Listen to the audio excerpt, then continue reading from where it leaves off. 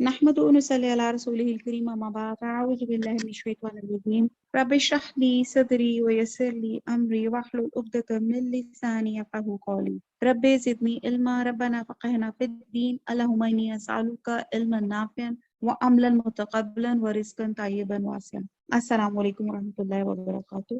آج یہ ہمارا 15واں سپارہ شروع ہوتا ہے. اعوذ باللہ من الشیطان الرجیم بسم اللہ الرحمن الرحیم. سورہ بنی اسرائیل ہے، یہ سورہ مکی ہے، اسے سورہ اسراء بھی کہا جاتا ہے، اس لیے اس میں نبی صلی اللہ علیہ وسلم کے اسراء یعنی کہ رات کو مسجد اقصیٰ کے جانے کا ذکر ہے. اور صحیح بخاری میں ہے کہ حضرت عبداللہ بن مسعود فرماتے ہیں کہ سورہ قحف، سورہ مریم اور سورہ بنی اسرائیل یہ اتاق الاول میں سے ہیں اور میرے تلاد میں سے ہیں. اور طالت بھی قدیم مال کو کہا جاتا ہے، مطلب یہ ہے کہ یہ صورتیں ان قدیم صورتوں میں سے ہیں جو مکے میں اول نازل ہوئی. اور حضور صلی اللہ علیہ وسلم ہر رات کو بنی اسرائیل اور سورہ زمر کی تلاوت فرمایا کرتے تھے. ہم اس کو پڑھتے ہیں. اعوذ باللہ من الشیطان الرجیم بسم اللہ الرحمن الرحیم.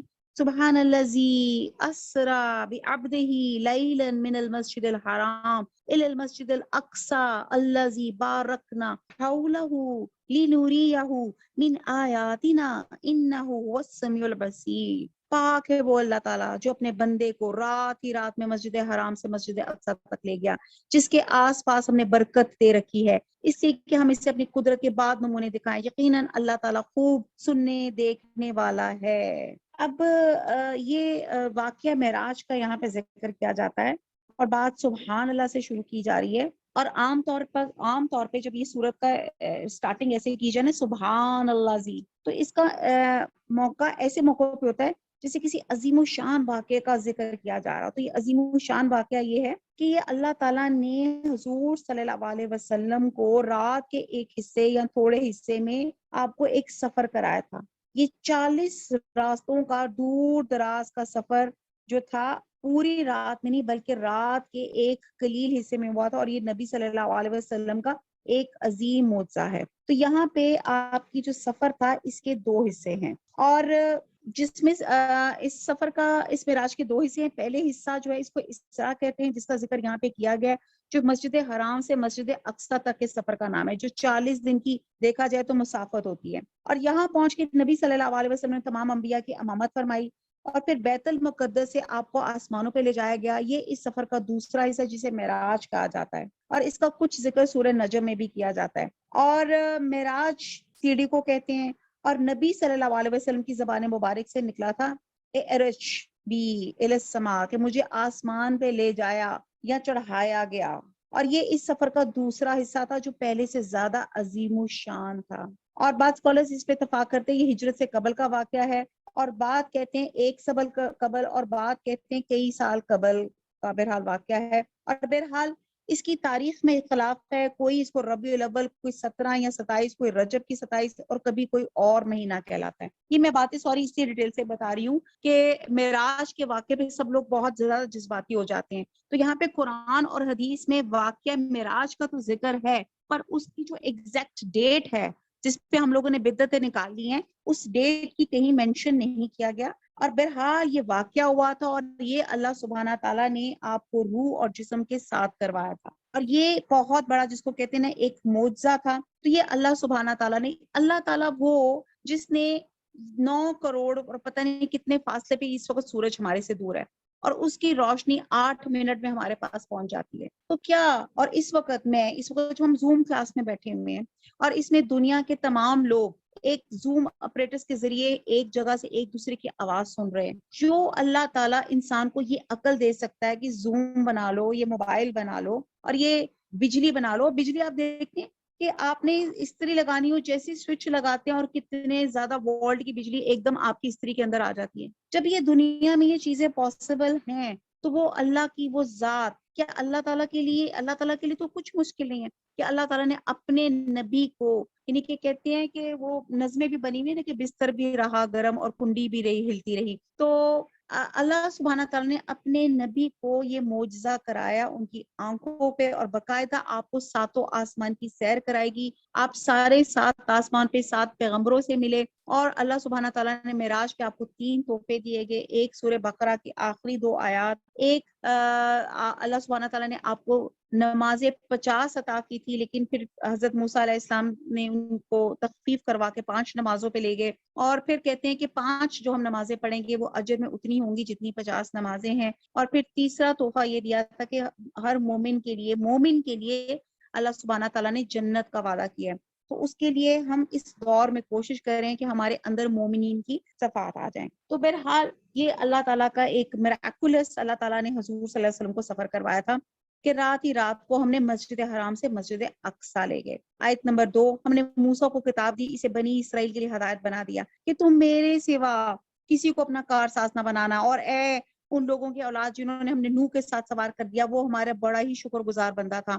ہم نے بنو اسرائیل کے لیے ان کی کتاب میں صاف فیصلہ کر دیا کہ تم زمین میں دوبارہ فساد برپا کرو گے اور تم بڑی زبردست زیادتیاں کرو گے۔ ان دونوں وعدوں میں سے پہلے کے آتے ہی ہم نے تمہارے مقابلے پہ اپنے بندے بھیج دیے جو بڑے ہی لڑاکے تھے، بس وہ تمہارے گھروں کے اندر تک پھیل گئے۔ اللہ کے وعدہ پورا ہونا ہی تھا، پھر ہم نے ان پر تم پہ غلبہ دے کر تمہارے دن پھیر دیا اور مال اور اولاد سے تمہاری مدد کی اور تمہیں بڑے جتھے والا بنا دیا۔ اب یہ جو سارے واقعات ہو رہے ہیں، طوفان نوح کے بعد نسل انسانی جو تھی نوح اور ان کے بیٹوں کی نسل سے چلی جو کشتی میں سوار ہوئے تھے اور جو طوفان سے بچ گئے تھے، اور بنو اسرائیل کو خطاب کر کے کہا گیا کہ تمہارا باپ نوح اللہ کا بہت شکر گزار بندہ تھا، اور تم بھی اپنے باپ کی طرح شکر گزاری کا راستہ اختیار کرو، اور ہم نے جو محمد صلی اللہ علیہ وسلم کو رسول بنا کے بھیجا ہے ان کا انکار مت کرو اور کفران نعمت مت کرو۔ اب آگے چل کے اشارہ دیا جا رہا ہے کہ ان کو ساتھ جب انہوں نے بہت نافرمانیاں کی تو پھر ان کے ساتھ ذلت اور تباہی ہوئی، جس میں فرسٹ سٹیج میں کہا جاتا ہے کہ بابل کے فرما روا بخت نصر کے ہاتھوں ان کی بہت تباہی ہوئی۔ حضرت مسیح سے تقریباً 600 سال قبل یہودیوں پہ یروشلم پہ نازل ہوئی تھی، اس نے بے درے یہودیوں کو قتل کیا اور ایک بڑی تعداد کو غلام بنایا، اور یہ اس وقت ہوا جب انہوں نے اللہ کے نبی حضرت شیعہ کو قتل کیا یا حضرت ارمیہ علیہ السلام کو قید کیا اور تورات کے احکام کی خلاف ورزی کی اور اتنی معصیت کا ارتکاب کیا اور فساد فی الارض کے مجرم بنے، تو اللہ سبحانہ تعالیٰ نے یہ تباہی بخت نصر کے ہاتھوں ان کے اوپر مسلط کی۔ اور پھر بات کہتے ہیں کہ بخت نصر کی بجائے جالوت کو اللہ تعالیٰ نے بطور سزا جب مسلط کیا، جس نے ان پہ ظلم و ستم کے پہاڑ توڑ دیا، حتیٰ کہ طالوت کی قیادت میں حضرت داؤد علیہ السلام نے جالوت کو قتل کیا تھا۔ اور پھر اس کے بعد کہتے ہیں کہ جو بخت نصر یا جالوت کے قتل کے بعد اللہ تعالیٰ کہتے ہیں کہ میں نے تمہیں مال اور دولت اور بیٹوں اور بہت سی چیزوں سے نوازا تھا، تمہیں جتھے دار اور طاقتور بنایا تھا، لیکن پھر تم لوگوں نے نافرمانیاں کی تو پھر اللہ تعالیٰ تم لوگوں نے پھر زمین میں فساد برسایا، اور پھر کیا کیا، حضرت زکریا علیہ السلام کو قتل کر دیا، اور حضرت عیسیٰ علیہ السلام کو بھی قتل کرنے کے در پہ تھے جتنے اللہ تعالیٰ نے زندہ آسمان پہ اٹھا لیا۔ پھر اللہ تعالیٰ نے اس کے نتیجے میں پھر ایک رومی بادشاہ ٹیٹس کو اللہ نے ان کے اوپر مسلط کر دیا، جس نے یروشلم پہ حملے کر کے ان کے کشتے لگا دیے اور بہت سو کو قیدی بنا لیا اور ان کے اموال لوٹ لیے، اور بیت المقدس اور ہیکل سلیمانی کو تاراج کیا اور انہیں ہمیشہ کے لیے بیت المقدس سے جلا وطن کر دیا، اور یہ تباہی 70ویں عیسوی میں آئی۔ اب آپ یہ دیکھیں ہم کیا سوچے بیٹھے ہیں، ہم اتنے نافرمان ہیں، اللہ تعالیٰ نے جب یہ نافرمانی ہوئی ان کے ساتھ کیا کیا حشر کیا ان کا۔ اگر تم نے اچھے کام کیے تو خود اپنے فائدے کے لیے، اگر تم نے برائیں کی تو بھی اپنے ہی لیے، پھر جب دوسرے وعدے کا وقت آیا تو ہم نے دوسرے بندوں کو بھیج دیا تاکہ وہ تمہارے چہرے بگاڑ دے، اور پہلی دفعہ کہ تمہارا رب پہلی دفعہ کی طرح پھر اسی مسجد میں گھس جائیں، جس چیز پہ قابو پائیں توڑ پھوڑ کر جڑ سے اکھاڑ دیں، جیسے ہیکل عثمانی کو کیا تھا۔ امید ہے تمہارا رب تم پہ رحم کرے، ہاں اگر تم پھر بھی وہی کرنے لگو ہم بھی تمہارا ایسے ہی کریں گے۔ ہم نے منکروں کا قید خانہ جہنم بنا رکھا ہے۔ اب آپ یہ دیکھیں کہ تیسری مرتبہ، اب یہ وارننگ کرنے کے بعد تیسری دفعہ جب وہ نہیں ہوئے تو پھر رسالت موسوی اور رسالت عیسوی کے بعد یہودی تیسری مرتبہ مسلمانوں کے ہاتھوں ذلیل ہوئے اور انہیں مدینہ اور خیبر سے نکالنا پڑا تھا، اور پھر دنیا کی رسوائی کے بعد آخرت میں جہنم کی سزا ملی تھی ان کو۔ آیت نمبر 9 میں ہے، یقیناً یہ قرآن وہ راستہ دکھاتا ہے جو بہت ہی سیدھا ہے، ایمان والوں کو جو نیک اعمال کرتے ہیں اس بات کی خوشخبری دیتا ہے کہ ان کے لیے بہت بڑا اجر ہے، اور یہ کہ جو لوگ آخرت پہ یقین نہیں رکھتے ان کے لیے ہم نے دردناک عذاب تیار کر رکھا ہے۔ اور انسان برائی کی دعائیں مانگنے لگتا ہے بالکل اس کی اپنی بھلائی کی دعا کی طرح، انسان ہے ہی بڑا جلد باز۔ ہم نے رات اور دن کو اپنی قدرت کی نشان بنایا اور رات کو نشانی کہ کہ تو ہم نے بے نور کر دیا اور دن کی نشانی کو روشن بنا دیا، تم اپنے رب کا فضل تلاش کر سکو، اس لیے بھی کہ برسوں کا شمار اور حساب معلوم کر سکو،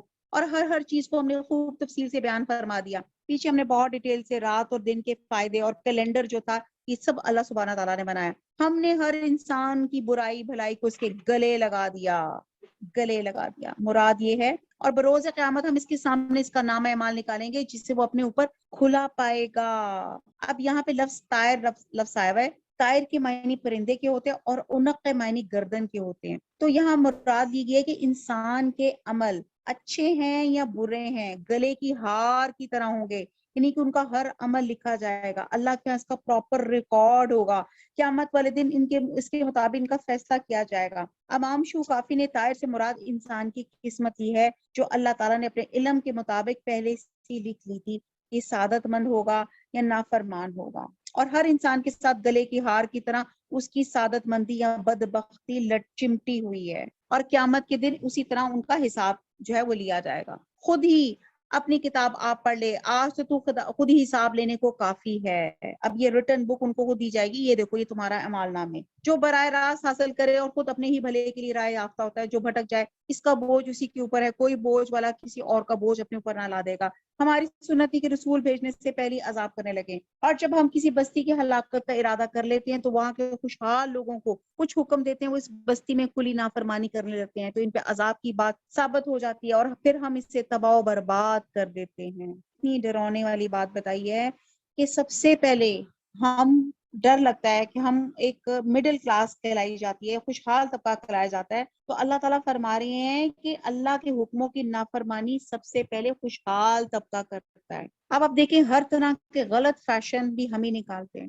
آیت نمبر 17 ہم نے نوح کے بعد بھی بہت سی قومیں ہلاک کی، تیرا رب اپنے بندوں کے گناہوں سے کافی خبردار، خوب دیکھنے بھالنے والا ہے، جس کا ارادہ صرف اسی جلدی والی دنیا فوری فائدہ کا ہی ہوا تو اسے ہم یہاں جس کے لیے چاہیں سردست دیتے ہیں، پھر بلاخر اس کے لیے ہم جہنم مقرر کر دیتے ہیں جہاں وہ برے حالوں دھتکارا ہوا داخل ہوگا، اور جس کا ارادہ آخرت کا ہو اور جیسی کوشش اس کے لیے ہونی چاہیے وہ کرتا بھی ہو اور وہ با ایمان بھی ہو، بس یہی لوگ ہیں جن کی کوشش کی اللہ کے ہاں پوری قدردانی کی جائے گی۔ تو اللہ تعالیٰ نے 3 چیزیں بتائی گئی، ایک آپ کا اخلاص، اللہ کی رضا جوئی، دوسری ایسی کوشش جو اس کے لائق ہو یعنی کہ سنت کے مطابق ہو، اور تیسرا ایمان، کیونکہ ایمان کے بغیر کوئی عمل قابل قبول ہوتا ہی نہیں ہے۔ اس لیے میں اکثر کہتی ہوں نا کہ یہ جو نان مسلم جتنی مرضی چیریٹیز کر دیں، اگر وہ اسلام لے آئیں تو اس سے ان کا کچھ فائدہ بھی پہنچے۔ اور بلیو می آج روزوں پہ بات ہو رہی تھی تو میری ایک کوئی کولیگ تھی تو وہ کرسچن تھی اور وہ بتا رہی تھی کہ جی ہمارے بھی یہاں پہ روزے ہوتے ہیں اور ہم 40 روزے رکھتے ہیں۔ کہتے ہیں کہ پہلے ہمارے جو پاپ تھا انہوں نے بتایا کہ 12 بجے سے 12 بجے تک روزہ رکھنا چاہیے، کہتی پھر یہ کچھ سالوں کے درمیان انہوں نے چینجز یہ کر دیے کہ نہیں یہ بہت سخت ہو جائے گا، یعنی کہ 24 گھنٹے کا روزہ، پھر انہوں نے صبح 6 سے شام 6 بجے کا بھی ایک آپشن رکھ دی۔ تو آپ یہ دیکھتے ہیں کہ یہ بھی نصارہ بھی، اس لیے نصارہ کو گمراہ کیے ہوئے لوگ کہا جاتا ہے کہ یہ لوگ ایمان لے آئے تو دیکھیں ان کے بھی ڈیڈز اپنی طرف سے بہت اچھے ہیں، بڑے ایماندار ہیں، اچھے لوگ ہیں، لیکن کلمہ نہیں پڑے ہوئے نا۔ تو آپ یہ دیکھیں کہ ایمان اگر آپ کا ہوگا تو آپ کے چھوٹے سے چھوٹے عمل کی، جیسے میں اکثر بتاتی ہوں کہ میں سگنل پہ کھڑی ہوئی اور میں نے ایک مانگنے والا میرے پاس آ گیا اور میں نے اپنا بیگ کھولا اور جب تک میں نے بیگ کے اندر سے ایک چھوٹا بیگ نکالا، اس چھوٹے بیگ میں سے میں نے دیکھا کہ سب سے چھوٹا نوٹ نکال کے میں اس کی مدد کروں، تب تک وہ سگنل آن ہوا اور وہ گاڑی ٹریفک چل پڑی اور پیچھے مجھے ہارنس پڑنے شروع ہو گئے اور پھر میں چل پڑی اور میں اس بیگر کو میں وہ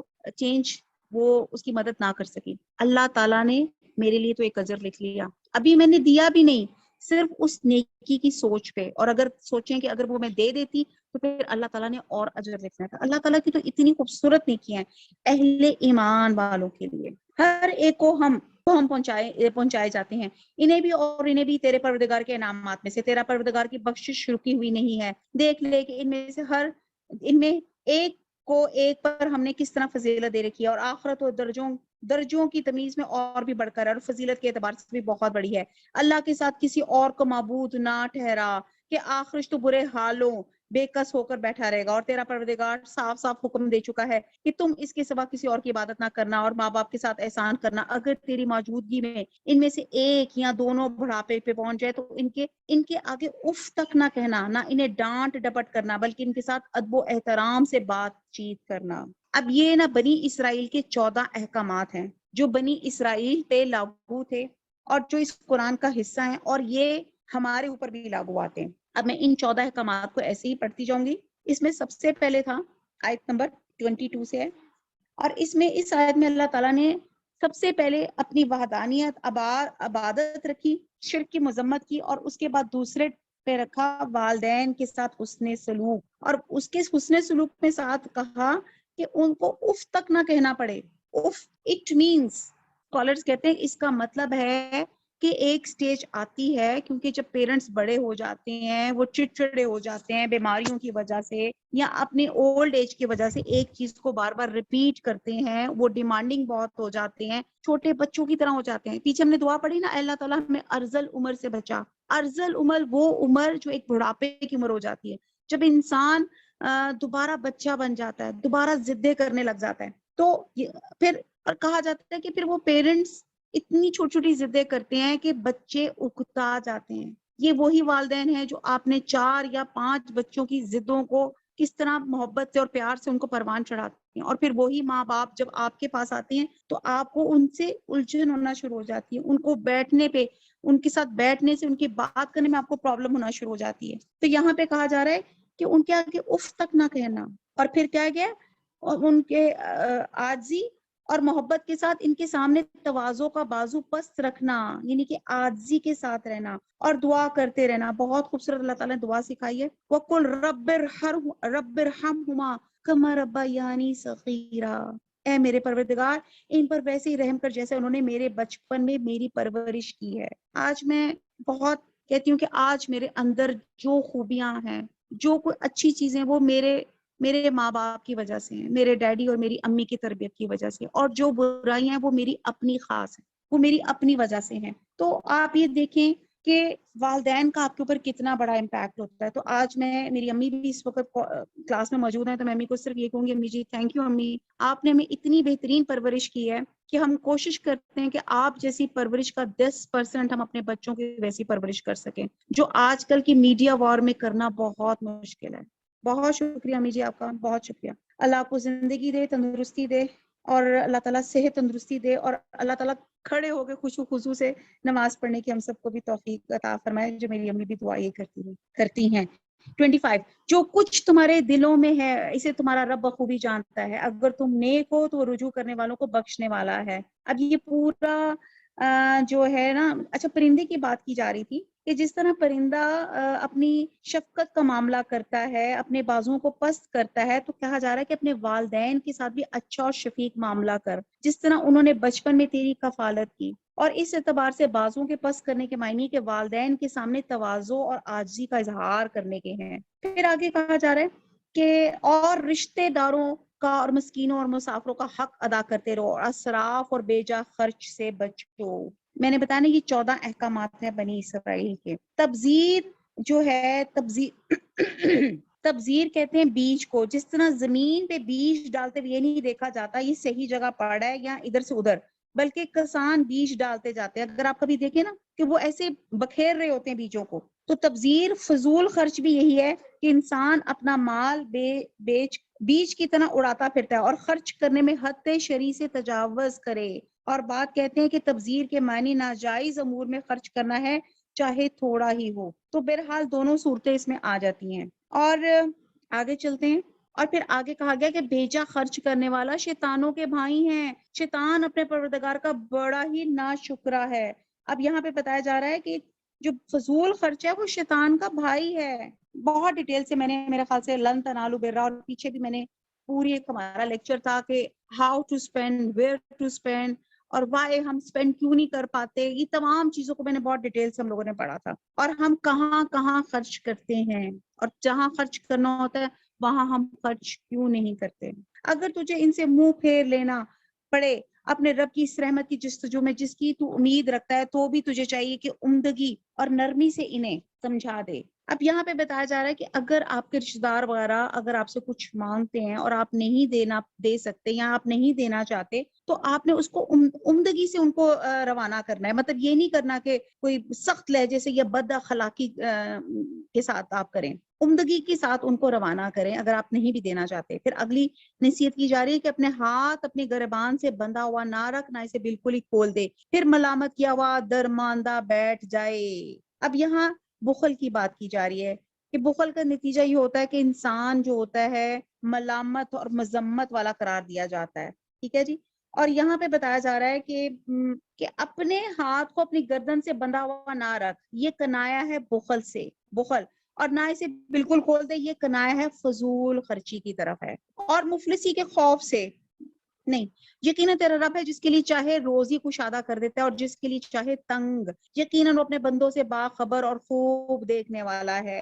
اب آپ دیکھتے ہیں کہ روزی رزق بھی اللہ تعالیٰ عطا فرماتے ہیں. جو بچہ پیدا ہوتا ہے وہ رزق اپنی قسمت ساتھ لے کر آتا ہے. آیت نمبر 31. السلام اور علیکم مفلسی ورحمۃ کے اللہ. خوف سے اپنی اولادوں کو نہ مار ڈالو, ان کو اور تم کو ہم ہی روزی دیتے, یقیناً ان کا قتل کرنا کبیرہ گناہ ہے. ساتھ ہی روزی کے بعد کہا جا رہا ہے کیونکہ سم ٹائم کچھ لوگ اپنی اولاد کو اس لیے بھی مار دیتے تھے کہ ان کو رزق, ان کو کھلائیں گے کہاں سے, مفلسی کے ڈر سے.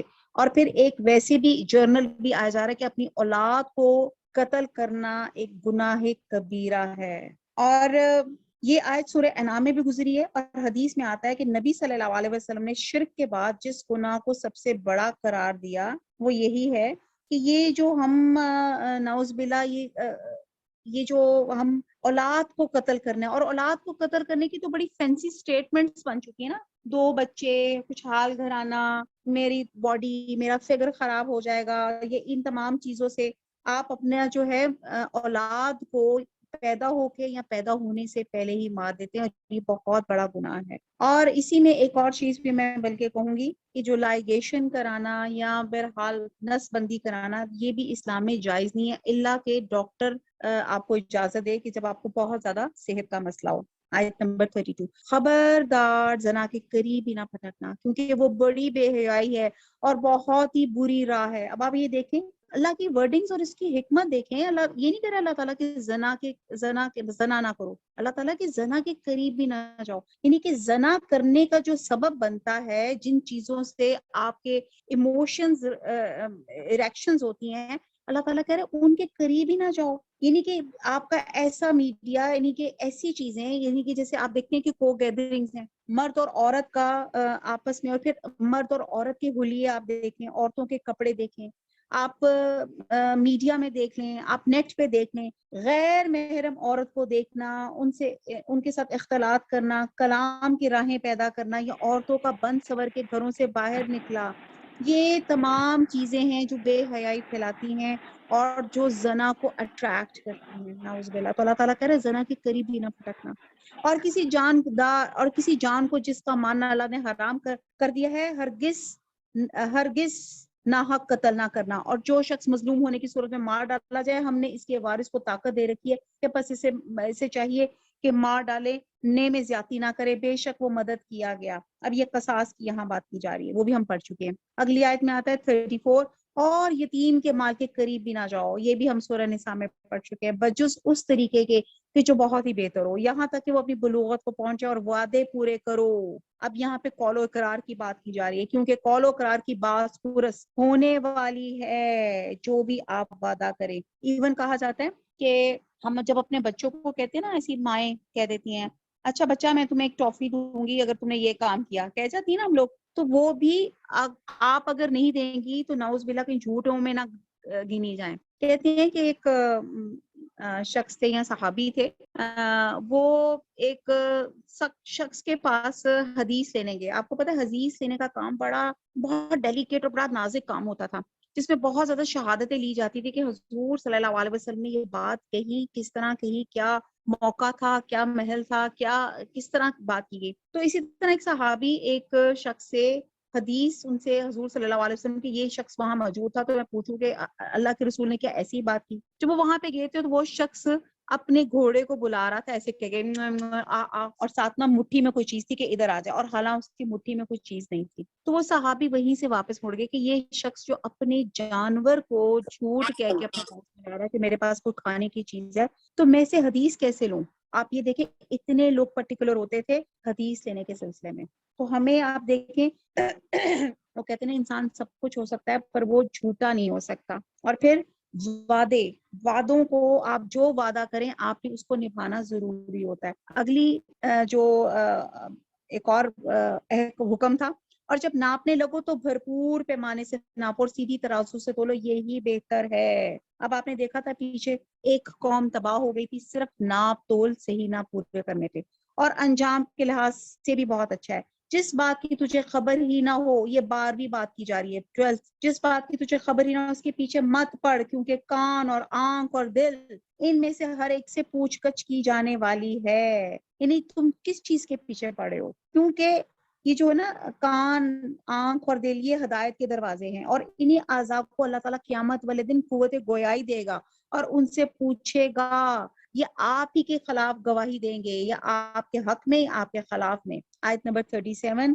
اور 14واں حکم، اور زمین میں اکڑ کر نہ چل کہ نہ تو زمین کو پھاڑ سکتا ہے اور نہ لمبائی میں پہاڑوں کو پہنچ سکتا ہے. اترا کے اور اکڑا کے چلنا اللہ تعالیٰ کو سخت پسند ہے، ناپسند ہے. آپ کو پتہ ہے قارون اس بنا پہ، قارون کون تھا؟ فرعون کا وزیر تھا، وزیر خزانہ تھا، اور اس کے پاس بہت دولت، اور قارون کو اس بنا پہ اس کے گھر اور خزانوں سمیت زمین میں دھنسا دیا گیا. اور حدیث میں آتا ہے کہ ایک شخص 2 چادریں پہنے اکڑ کر چل رہا تھا، اس کو زمین میں دھنسا دیا اور وہ قیامت تک دھنستا چلا جائے گا. اپنی چال کو خیال رکھیں. حضور صلی اللہ علیہ وسلم کیسے چلتے تھے؟ جیسے کوئی پہاڑ سے نیچے ہوتا تھا، قدم جما کے فوکسڈ ہو کے آگے قدم پہ نظر رکھ کر عاجزی کے ساتھ. آیت نمبر 38، ان سب کاموں کو یہ 14 امینڈمنٹس تھی، 14 احکامات تھے جو بنی اسرائیل کو دیے گئے تھے، اور یہ ہم آج امت محمدیہ کو بھی اللہ تعالیٰ نے دیے ہیں کہ ان سب کا خیال رکھو. ان سب کاموں کی برائی تیرے رب کے نزدیک سخت ناپسند ہے. یہ بھی منجملہ اس وحی کے ہے جو تیرے جانب تیرے رب نے حکمت سے اتاری ہے. تو اللہ کے ساتھ کسی اور کو معبود نہ بنانا کہ ملامت خوردہ اور راندہ درگاہوں کے دوزخ میں ڈال دیا جائے. کیا بیٹوں کے لیے تو تمہارے رب نے تمہیں چھانٹ لیا اور خود اپنے لیے فرشتوں کو لڑکیاں بنا لیا؟ بے شک تم بہت بڑا بول رہے ہو.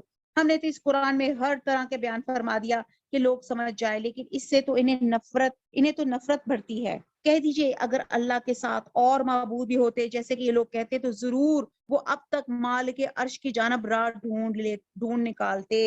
آیت نمبر 43، جو کچھ یہ کہتے ہیں اس سے وہ پاک اور بالا تر ہے، بہت دور، بہت بلند. 7 آسمان اور زمین جو بھی ان میں ہے ان کی تسبیح کر رہی ہے. ایسی کوئی چیز نہیں اس کی پاکیزگی اور تعریف کے ساتھ یاد نہ کرتی ہو. ہاں یہ صحیح ہے کہ تم اس کی تسبیح سمجھ نہیں سکتے. اب یہاں اللہ تعالیٰ نے بڑی زبردست بات بتائی ہے کہ زمین 7 آسمان اور زمینیں، ہم تو ایک آسمان اور ایک زمین دیکھ رہے ہیں نا، اور زیادہ سے زیادہ ہمارا سائنس جو ہم نے پڑھ لی تو ہم نے دیکھ لیا کہ جی یہ سورج اور چاند گھوم رہا ہے اور یہ ہماری یہ گلیکسی ہے اور یہ اس طرح ہے. اور زمین کو ہم نے زیادہ سے زیادہ یہ دیکھ لیا کہ 3 لیئرز ہیں، کور، کرسٹ اور مینٹل، اور یہ بس یہ ہماری ہیں. اللہ تعالیٰ نے یہ تمام جو کائنات بنائی، تمام کائنات اللہ کی تسبیح اور تحمید میں مصروف ہے. ایک تو مطلب یہ ہے کہ اللہ تعالیٰ نے جس لمحے سے ان کو بنایا وہ اللہ کی اطاعت میں لگے ہوئے، اور اطاعت کا مطلب ہے اللہ تعالیٰ کو سجدہ کرنا. آپ دیکھیں اللہ تعالیٰ نے جامن کو کہا تو جامن بن، وہ جامن بنا، وہ مینگو نہیں بنا. اللہ تعالیٰ نے ایک ہرب کو کہا تو ہرب کی جگہ پہ بن، تو درخت نہیں بن سکتی، تو وہ درخت نہیں بنی. ایک بیل ہی بنی، وہ پودا نہیں بنی. ایک جانور کو جو کام اسائن دیا تھا وہ اس نے وہی کام کیا اور وہی کام کر کے وہ مر گیا. شہد کی مکھی کو دیکھیں، اس کو اللہ تعالیٰ نے کہا کہ شہد بنا، اس نے شہد بنایا، اس کی ساری زندگی شہد بنانے میں لگی اور وہی بنا کے وہ مر گئی. کبھی آپ نے دیکھا کہ شہد کی مکھی نے خود بیٹھ کے شہد چاٹ رہی ہو کہ میں نے اتنی محنت سے اپنی شہد بنایا؟ کس کے لیے بنا رہی ہے؟ ہم سب کے لیے بنا رہی ہے. تو یہاں بتایا جا رہا ہے کہ ہر چیز جو اللہ نے بنائی ہے وہ اللہ کی تسبیح کر رہی ہے، اللہ کو سجدے کر رہی ہے. حضرت داؤد علیہ السلام کے بارے میں آتا ہے، سورہ صاد میں ہے کہ ہم نے پہاڑوں کو داؤد کے تابع کر دیا، بس وہ شام کو اور صبح کو اس کے ساتھ اللہ کی تسبیح پاکی بیان کرتے ہیں. اور بعد پتھروں کے بارے میں اللہ تعالیٰ نے فرمایا، سورہ بقرہ میں ہے کہ بعد اللہ تعالیٰ کے ڈر سے گر پڑتے ہیں. اور بعد صحابہ بیان کرتے ہیں کہ وہ رسول صلی اللہ علیہ وسلم کے ساتھ کھانا کھا رہے تھے تو انہوں نے کھانے سے تسبیح کی آواز سنی، اور حدیث سے ثابت ہے کہ چونٹیاں بھی اللہ کی تسبیح کرتی ہیں، اور کہا جاتا ہے کہ جس تنے کے ساتھ ٹیک لگا کے حضور صلی اللہ علیہ وسلم خطبہ ارشاد فرماتے تھے،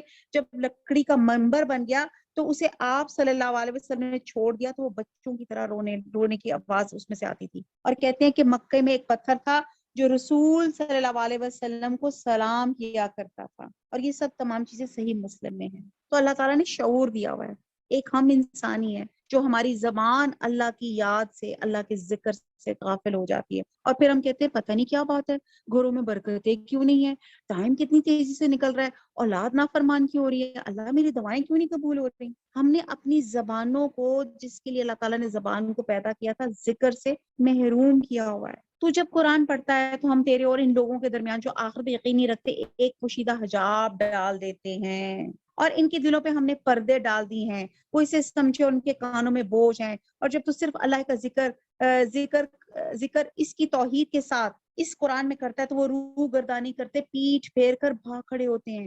جس کر سے وہ لوگ اسے سنتے ہیں ان کی نیتوں سے ہم خوب آگاہ ہیں، جب یہ آپ کی طرف کان لگائے ہوئے آتے ہیں تب بھی، اور جب وہ یہ مشورہ کرتے ہیں تب بھی، جبکہ یہ ظالم کہتے ہیں کہ تم اس کی تابعداری میں لگے ہو جن پر جادو کر دیا گیا ہے، دیکھے تو صحیح آپ کے لیے کیا کیا مسالے بیان کرتے ہیں، بس وہ بہک رہے ہیں، اب تو راہ پانا ان کے بس میں نہیں رہا۔ انہوں نے کہا کہ کیا جب ہم ہڈیاں اور مٹی ہو کے ریزہ ریزہ ہو جائیں گی تو کیا ہم اثر نو پیدا کر کے پھر دوبارہ اٹھا کھڑے کیے جائیں گے؟ یہ سوال ہم سب کے بھی ذہن میں آتا ہے۔ جواب دیجئے کہ تم پتھر بن جاؤ یا لوہا، یعنی کہ مٹی اور ہڈیوں سے بھی زیادہ سخت ہو جاؤ، یا کوئی اور ایسی خلقت جو تمہارے دلوں میں بہت ہی سخت معلوم ہو، پھر وہ یہ پوچھیں گے کون ہے جو دوبارہ ہماری زندگی لوٹائے؟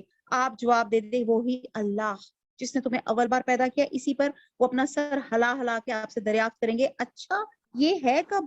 تو آپ جواب دیں گے کیا عجب کہ وہ قریبی آن لگی ہو، یعنی کہ قیامت جس دن وہ تمہیں بلائے گا تم اس کی تعریف کرتے ہوئے تعمیل ارشاد کرو گے اور گمان کرو گے کہ تمہارا رہنا بہت ہی تھوڑا تھا۔ ہم نے پیچھے کتنی دفعہ واقعات پڑھے، سورہ قحف میں بھی ہم پڑھیں گے کہ جب ان کو حضرت عزیر جب 100 سال سلائے گئے اٹھایا گیا تم کتنی دیر ٹھہرے تھے، انہوں نے کہا شاید دن یا دن کا کچھ حصہ۔ اور یہاں پہ کہا جاتا ہے کہ جب پہلا سور پھونکا جائے گا تو سب مردے قبروں سے باہر نکل آئیں گے، اور دوسرے سور پہ میدان محشر میں حساب کتاب کے لیے اکٹھے ہو جائیں گے، اور دونوں نفخوں کے درمیان میں 40 سال کا فاصلہ ہوگا، اور اس فاصلے میں انہیں کوئی جواب نہیں دیا جائے گا، وہ سو جائیں گے اور دوسرے نفخے پہ اٹھیں گے تو کہیں گے افسوس ہمیں ہماری خواب گاہوں سے کس نے اٹھایا، واللہ عالم۔ اور میرے بندوں سے کہہ دیجئے بہت ہی اچھی بات منہ سے نکالا کریں، کیوں شیطان آپس میں فساد ڈلواتا ہے، تو اس لیے کہا جا رہا ہے کہ جیسی منہ سے جب بھی کوئی بات نکلے تو آپ غور و فکر کر لیا کریں کہ کیا ہے،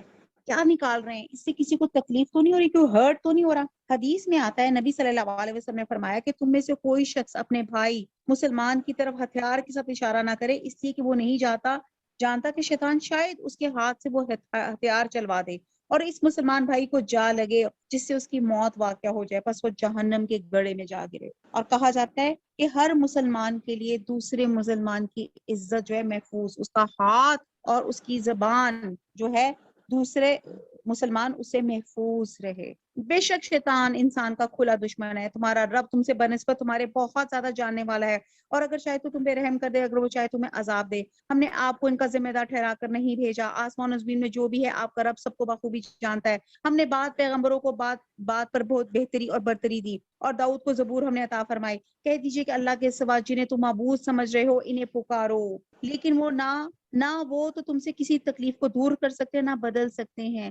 جنہیں یہ لوگ پکارتے ہیں خود وہ اپنے رب کے تقرب کی جستجو میں رہتے ہیں، ان میں سے کون زیادہ نزدیک ہو جائے وہ خود اس کی رحمت کی امید رکھتے ہیں اور اس کے عذاب سے خوف زدہ رہتے ہیں۔ بات بھی یہی ہے کہ تیرے رب کا عذاب ڈرنے کی ہی چیز ہے۔ آیت نمبر 58، جتنی بھی بستیاں ہیں ہم قیامت کے دن سے پہلے یا تو انہیں ہلاک کر دینے والے ہیں یا سخت تر عذاب دینے والے ہیں، یہ تو کتاب میں لکھا جا چکا ہے۔ اب یہاں پہ وسیلہ کا ذکر آیا گیا ہے، اور وسیلہ سے مراد اعمال صالحہ ہیں جن کے ذریعے سے اللہ کی رضامندی اور اس کا قرب حاصل ہوتا ہے۔ بہرحال آگے چلتے ہیں۔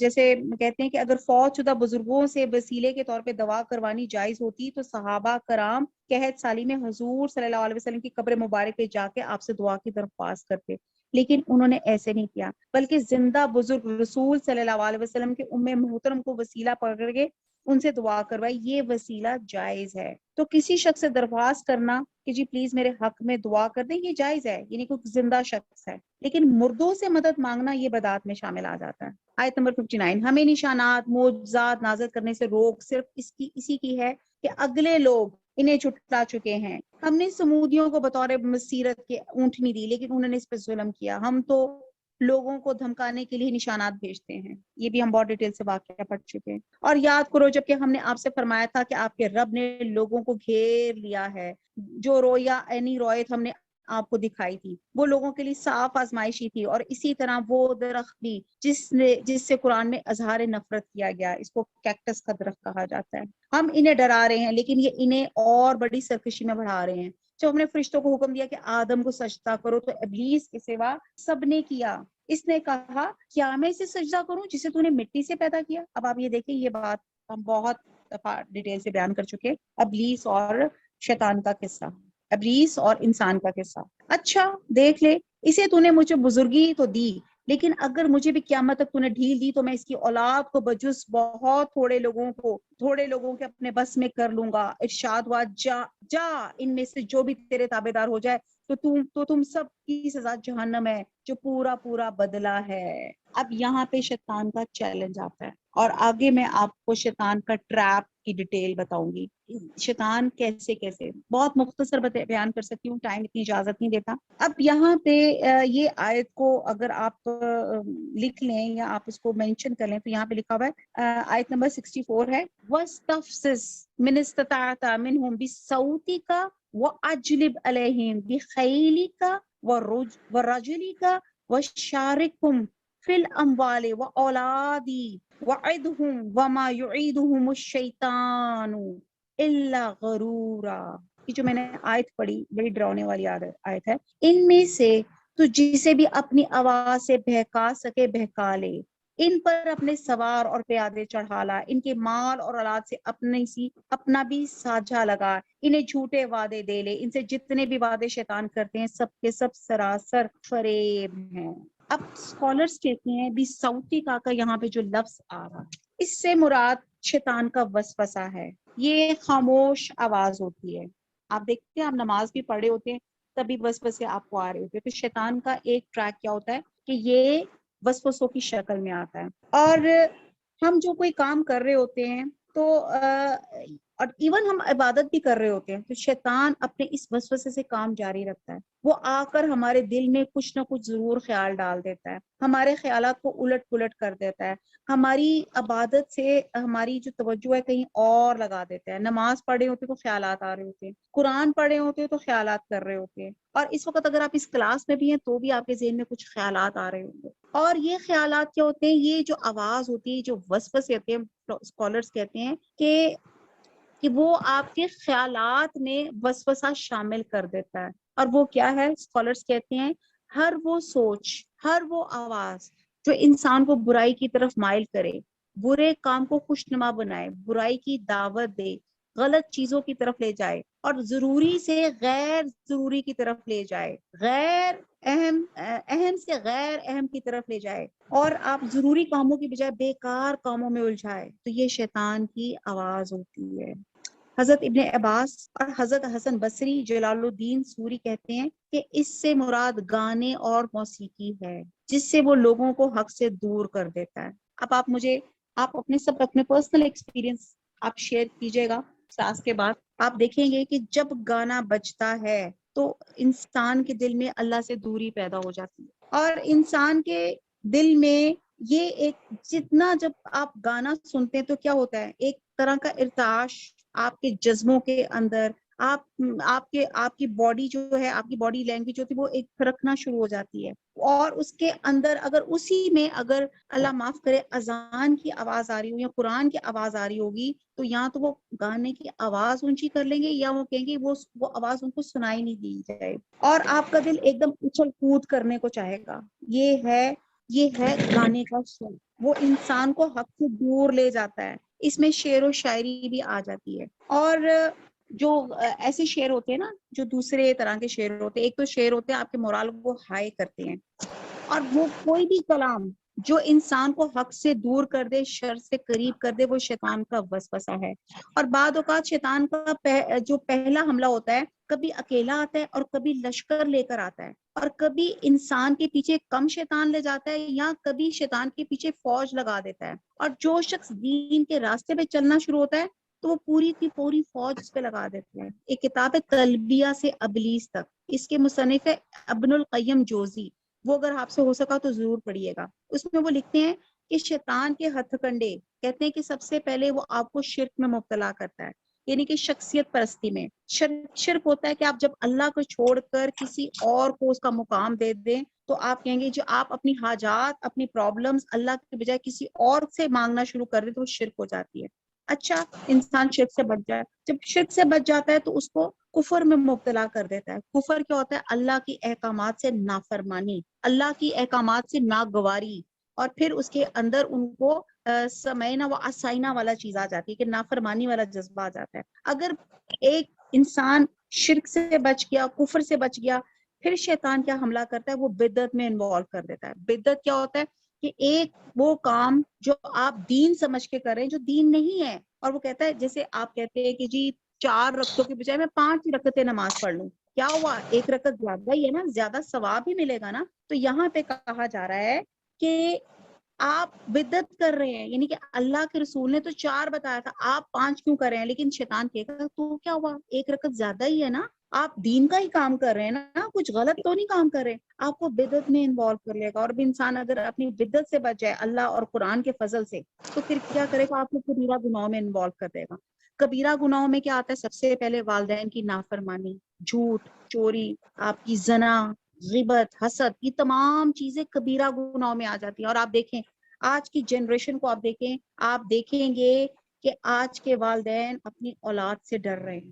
آج کی جنریشن زنا میں انوالو ہوئی ہے، ان کو لمٹس ہی نہیں پتا کہ لمٹس کیا ہے۔ اللہ تعالیٰ نے نکاح کے ساتھ، بندھن کے ساتھ ایک انسان کی ریلیشن رکھا ہے، اور وہ آج کل کی جنریشن اس کو میری مرضی کر کے، اور میری مرضی اگر میری اور اس کی مرضی ہے تو اس میں کوئی گناہ نہیں ہے، اس تھیم کو وہ اپنائے ہوئے ہیں۔ اور یہ کیا ہے؟ یہ بھی شیطان کا وسوسہ ہے، اور آپ کو کبیرہ گناہوں میں انوالو کر دیتا ہے۔ بہرحال بہت کچھ ہے، اگر وہ کبیرہ گناہوں سے بچ جاتا ہے تو پھر کیا کرتا ہے؟ شیطان اس کو کہتا ہے چھوٹے چھوٹے گناہ، لو یہ چھوٹا چھوٹا سا گناہ ہے، لو اس کو کرنے کا کیا، اس سے کیا ہوگا، اس سے تو کوئی فرق نہیں پڑے گا۔ کہتے ہیں کہ حضرت عائشہ کو حضور صلی اللہ علیہ وسلم نے ایک دفعہ ان کو نریٹ کر کے بتایا کہ جنگل میں کچھ لوگ ایک ایک لکڑی لے کر آئے، اور جب وہ ایک لکڑی کا جب انہوں نے الاؤ روشن کیا تو اس میں کھانا بھی پک گیا اور سب لوگوں کو ہیٹ بھی مل گئی۔ یعنی کہ یہ چھوٹے چھوٹے گناہ جب مل جاتے ہیں تو الاؤ بن جاتے ہیں۔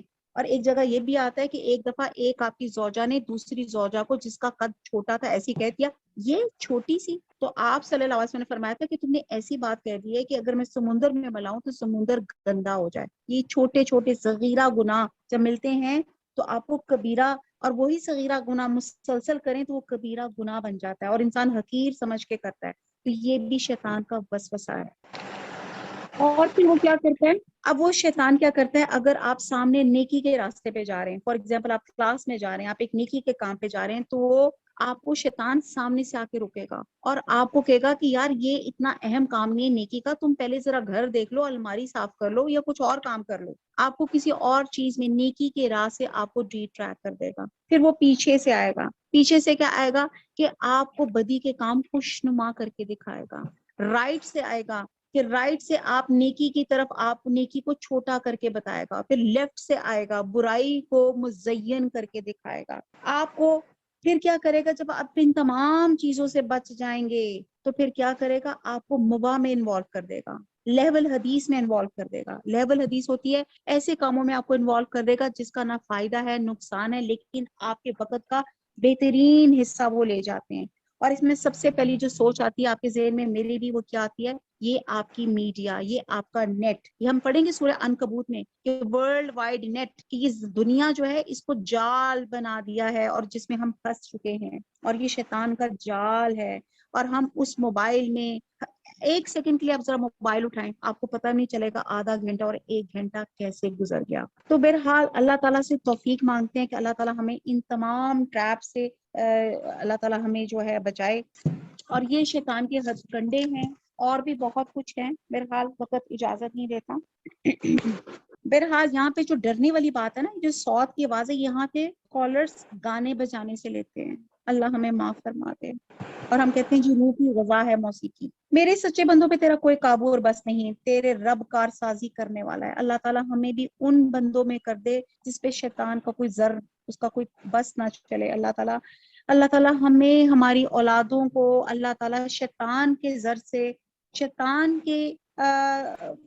شیطان سے اور اس موبائل کی شر سے اللہ تعالیٰ محفوظ رکھے، آمین ثم آمین۔ تمہارا پروردگار وہ ہے جو تمہارے لیے دریا میں کشتیاں چلاتا ہے تاکہ تم اس کا فضل تلاش کرو۔ پھر دریا کی، پانی کی امپورٹنس، ہواؤں کی امپورٹنس، اور اللہ تعالیٰ کس طرح آپ کو نوازتا ہے اور تمہارے اوپر بہت ہی بہت مہربان ہے۔ سمندروں میں مصیبت پہنچتی جنہیں تم پکارتے تھے وہ سب گم ہو جاتے ہیں، صرف اللہ باقی رہ جاتا ہے۔ یہ وہی جو اکرما بن جہل کا جو واقعہ تھا۔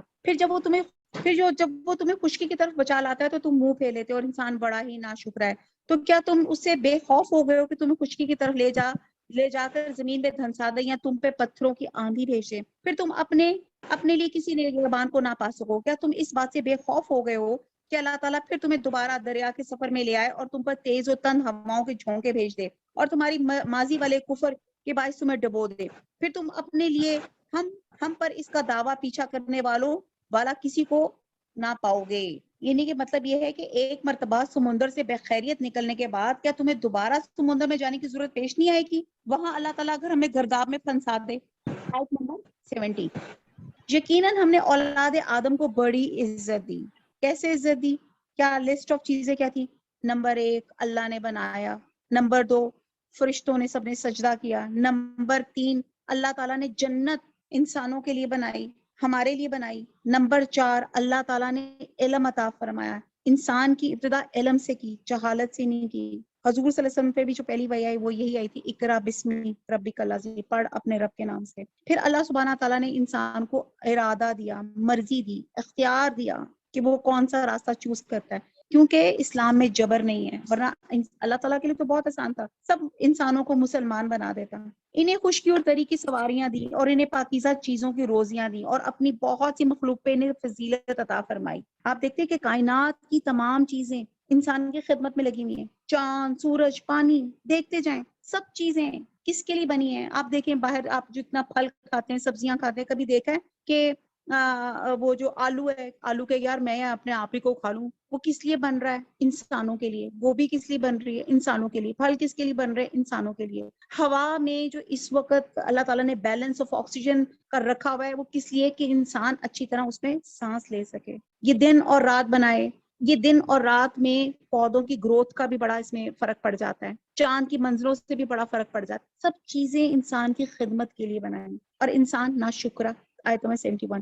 جس دن ہم ہر جماعت کو اس کے پیشوا سمیت بلائیں گے، پھر جن کا بھی اعمال نامہ دائیں ہاتھ میں دے دیا گیا وہ شوق سے اپنا اعمال نامہ پڑھیں گے اور دھاگے کے برابر ذرہ برابر بھی ظلم نہ کیے جائیں گے۔ اور جو کوئی اس جہان میں اندھا رہا وہ آخرت میں بھی اندھا اور راستے سے بہت ہی بھٹکا ہوا رہے گا۔ اور یہ لوگ آپ کو اس وحی سے جو ہم نے آپ پر اتاری ہے بہکانا چاہتے تھے، آپ اس کے سوا کچھ اور ہی ہمارے نام سے گھڑگھڑا لیں، تب تو آپ کو یہ لوگ اپنا ولی دوست بنا لیتے۔ اگر ہم آپ کو ثابت قدم نہ رکھتے تو بہت ممکن تھا آپ ان کی طرف قدر قلیل مائل ہو ہی جاتے، پھر تو ہم بھی آپ کو دوہرا عذاب دنیا کا کرتے اور دوہرا ہی موت کا، پھر آپ تو اپنے لیے ہمارے مقابلے میں کسی کو مددگار بھی نہ پاتے۔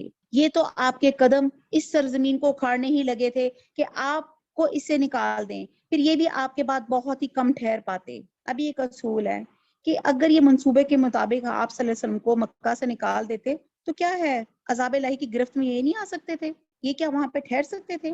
ایسا ہی دستور ان کا تھا جو آپ سے پہلے رسول ہم نے بھیجے، آپ ہمارے دستور میں کبھی رد و بدل نہ پائیں گے۔ آگے نماز کی تاکید آ رہی ہے، نماز کو قائم کریں آفتاب کے ڈھلنے سے لے کے رات کی تاریکی تک، اور فجر کا قرآن پڑھنا بھی، یقیناً فجر کے وقت قرآن پڑھنا حاضر کیا گیا۔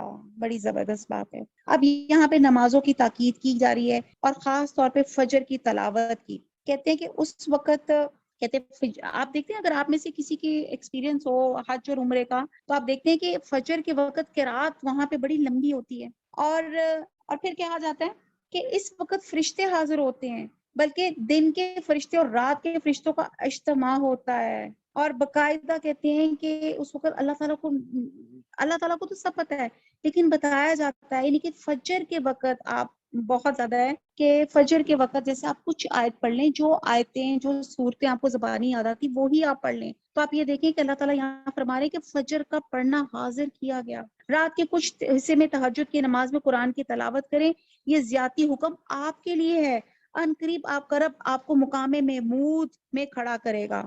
اب یہاں پہ آپ دیکھتے ہیں کہ حضور صلی اللہ علیہ وسلم پہ تہجد فرض ہے، اور ہم پر یہ آپشنل ہے، یہ کہ امت محمدیہ پہ، اور پڑھنے کا اس کا بہت فائدہ ہے، کیونکہ اگر آپ نے کوئی بات منوانی ہے اللہ تعالیٰ سے، یہ تہجد کہتے ہیں اللہ تعالیٰ کا ایمرجنسی نمبر، یہ جس کو کہتے ہیں نا فوراً اللہ تعالیٰ کو فوری رسپانس، کہ اگر آپ اللہ تعالیٰ سے کوئی بات منوانا چاہ رہے ہیں تو تہجد کے وقت اٹھ کے اللہ سے دعا مانگے، انشاءاللہ تعالیٰ آپ کی دعا ضرور قبول کریں گے۔ اور مقام محمود کی بات کی جا رہی ہے، وہ مقام ہے جو قیامت والے دن اللہ تعالیٰ نبی صلی اللہ علیہ وسلم کو عطا فرمائیں گے، اور اس مقام پہ آپ وہ شفاعت عظمیٰ فرمائیں گے جس کے بعد لوگوں کا حساب کتاب شروع ہوگا۔ اور دعا کیا کریں، اے میرے پروردگار مجھے جہاں لے جا اچھی طرح لے جا، اور جہاں سے نکال اچھی طرح نکال، اور میرے لیے اپنے پاس سے غلبہ اور امداد مقرر فرما دے، آمین۔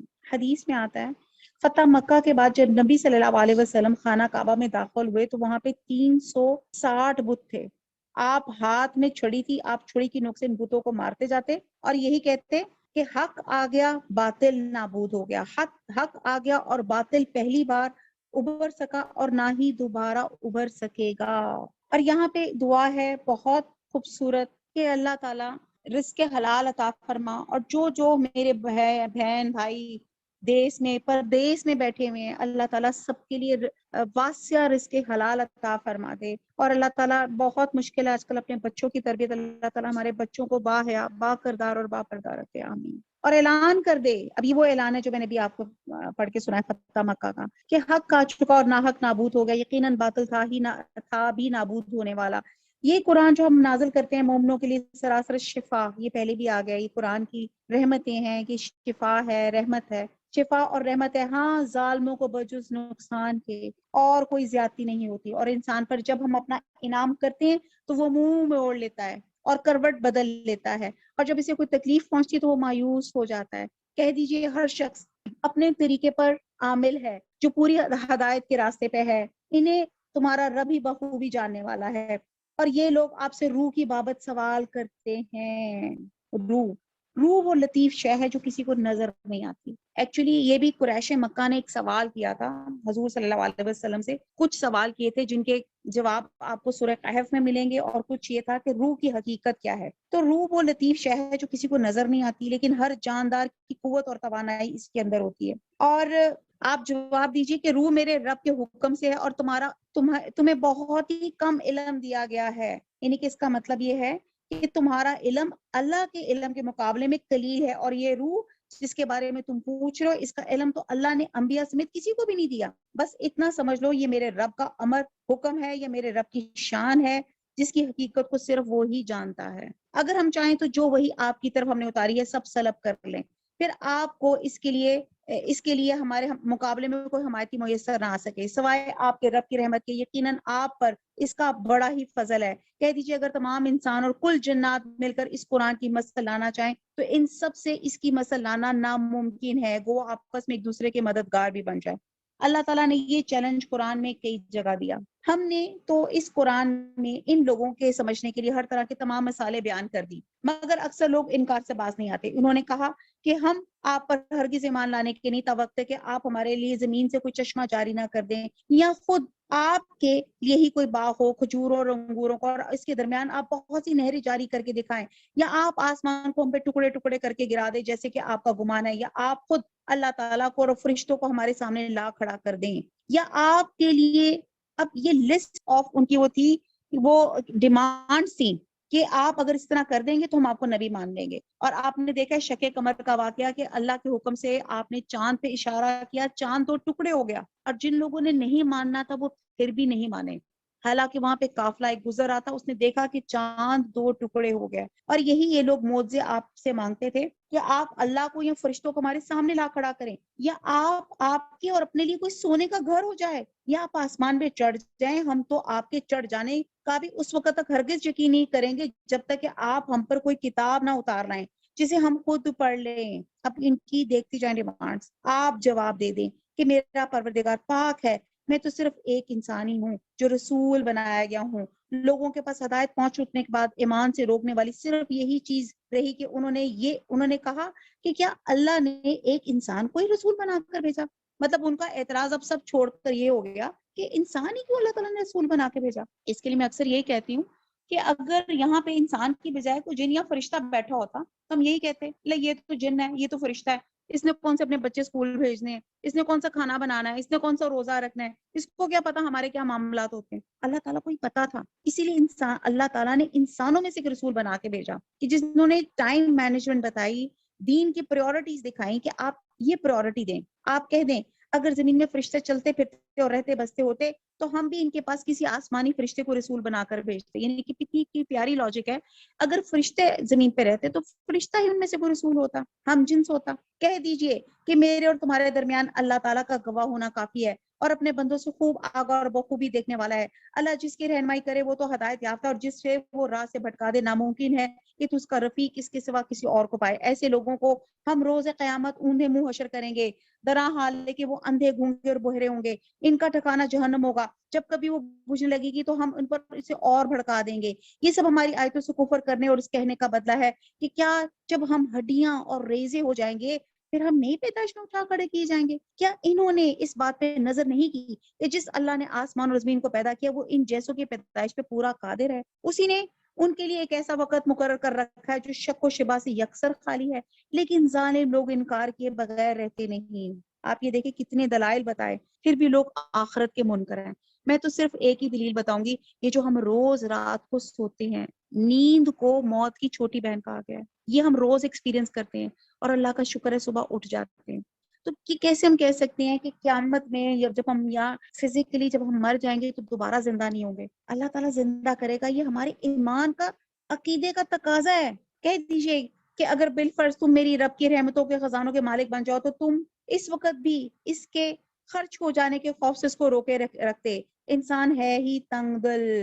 یہ بڑی پیاری بات بتائی گئی ہے کہ اللہ تعالیٰ کہتے ہیں میں تمہیں خزانے کے خزانے بھی دے دوں نا، تو تب بھی اگر انسان کے ہاتھ میں خرچ کرنا ہو نا تو وہ بڑا تنگ دل ہے. اور خشیت الانفاق، اس خوف سے کہ خرچ کر کے ختم ہو کر ڈالیں گے، اس کے بعد فقیر ہو جائیں گے. حالانکہ خزانہ الہی ہے جو ختم ہونے والا نہیں، کیونکہ انسان تنگ دل واقع ہوا ہے، وہ بخل سے کام لیتا ہے. سورہ نساء میں ہے کہ ان کو اگر اللہ کی بادشاہی میں سے کچھ حصہ مل جائے تو یہ لوگوں کو کچھ نہ دیں. نکیر، کھجور کی گٹھلی میں جو گڑا ہوتا ہے اس کو کہتے ہیں تل برابر بھی کسی کو نہ دیں. یہ تو اللہ کی مہربانی اور اس کا فضل و کرم اپنے خزانوں کے منہ لوگوں، یہ تو اللہ کا، اب یہاں پہ ان کا ذکر ہے لیکن یہ اللہ کی مہربانی ہے کہ اللہ نے اپنے خزانوں کا منہ لوگوں کے لیے کھول رکھا ہے. جس طرح حدیث میں آتا ہے کہ اللہ کے ہاتھ بھرے ہوئے ہیں، وہ رات دن خرچ کرتا ہے لیکن اس میں کوئی کمی نہیں آتی. ذرا دیکھو تو صحیح، جب سے آسمان اور زمین اس نے پیدا کیے ہیں کس قدر خرچ کیا ہوگا، لیکن اس کے ہاتھ میں جو کچھ ہے اس میں کمی نہیں، وہ بھرے کے بھرے ہیں. اب آگے آ جاتے ہیں. حضرت موسیٰ علیہ السلام کو اللہ سبحانہ تعالیٰ نے 9 معجزے عطا فرمائے تھے، اور وہ 9 معجزے بلکہ اس سے بھی زیادہ تھے. ہاتھ، لاٹھی، قحط سالی، نقص ثمرات، طوفان، جراد، کھٹمل، جوئیں، مینڈک، خون، اور یہ تمام چیزیں جو تھیں یکے بعد دیگرے اللہ سبحانہ تعالیٰ نے حضرت موسیٰ علیہ السلام کو اس کے علاوہ بھی معجزات دیے. جیسے مثلاً لاٹھی کا پتھر پہ مارنا جس سے 12 چشمے ظاہر ہو گئے، پھر بادلوں کا سایہ کرنا، من و سلوہ اتارنا، پھر آپ نے جب لاٹھی ماری تو سمندر کا پھٹ کے راستہ بن جانا. تو یہ تمام چیزیں اللہ تعالیٰ نے معجزے عنایت فرمائے. آیت نمبر 101 میں ہم نے موسیٰ علیہ السلام کو 9 معجزے بالکل صاف صاف عطا فرمائے.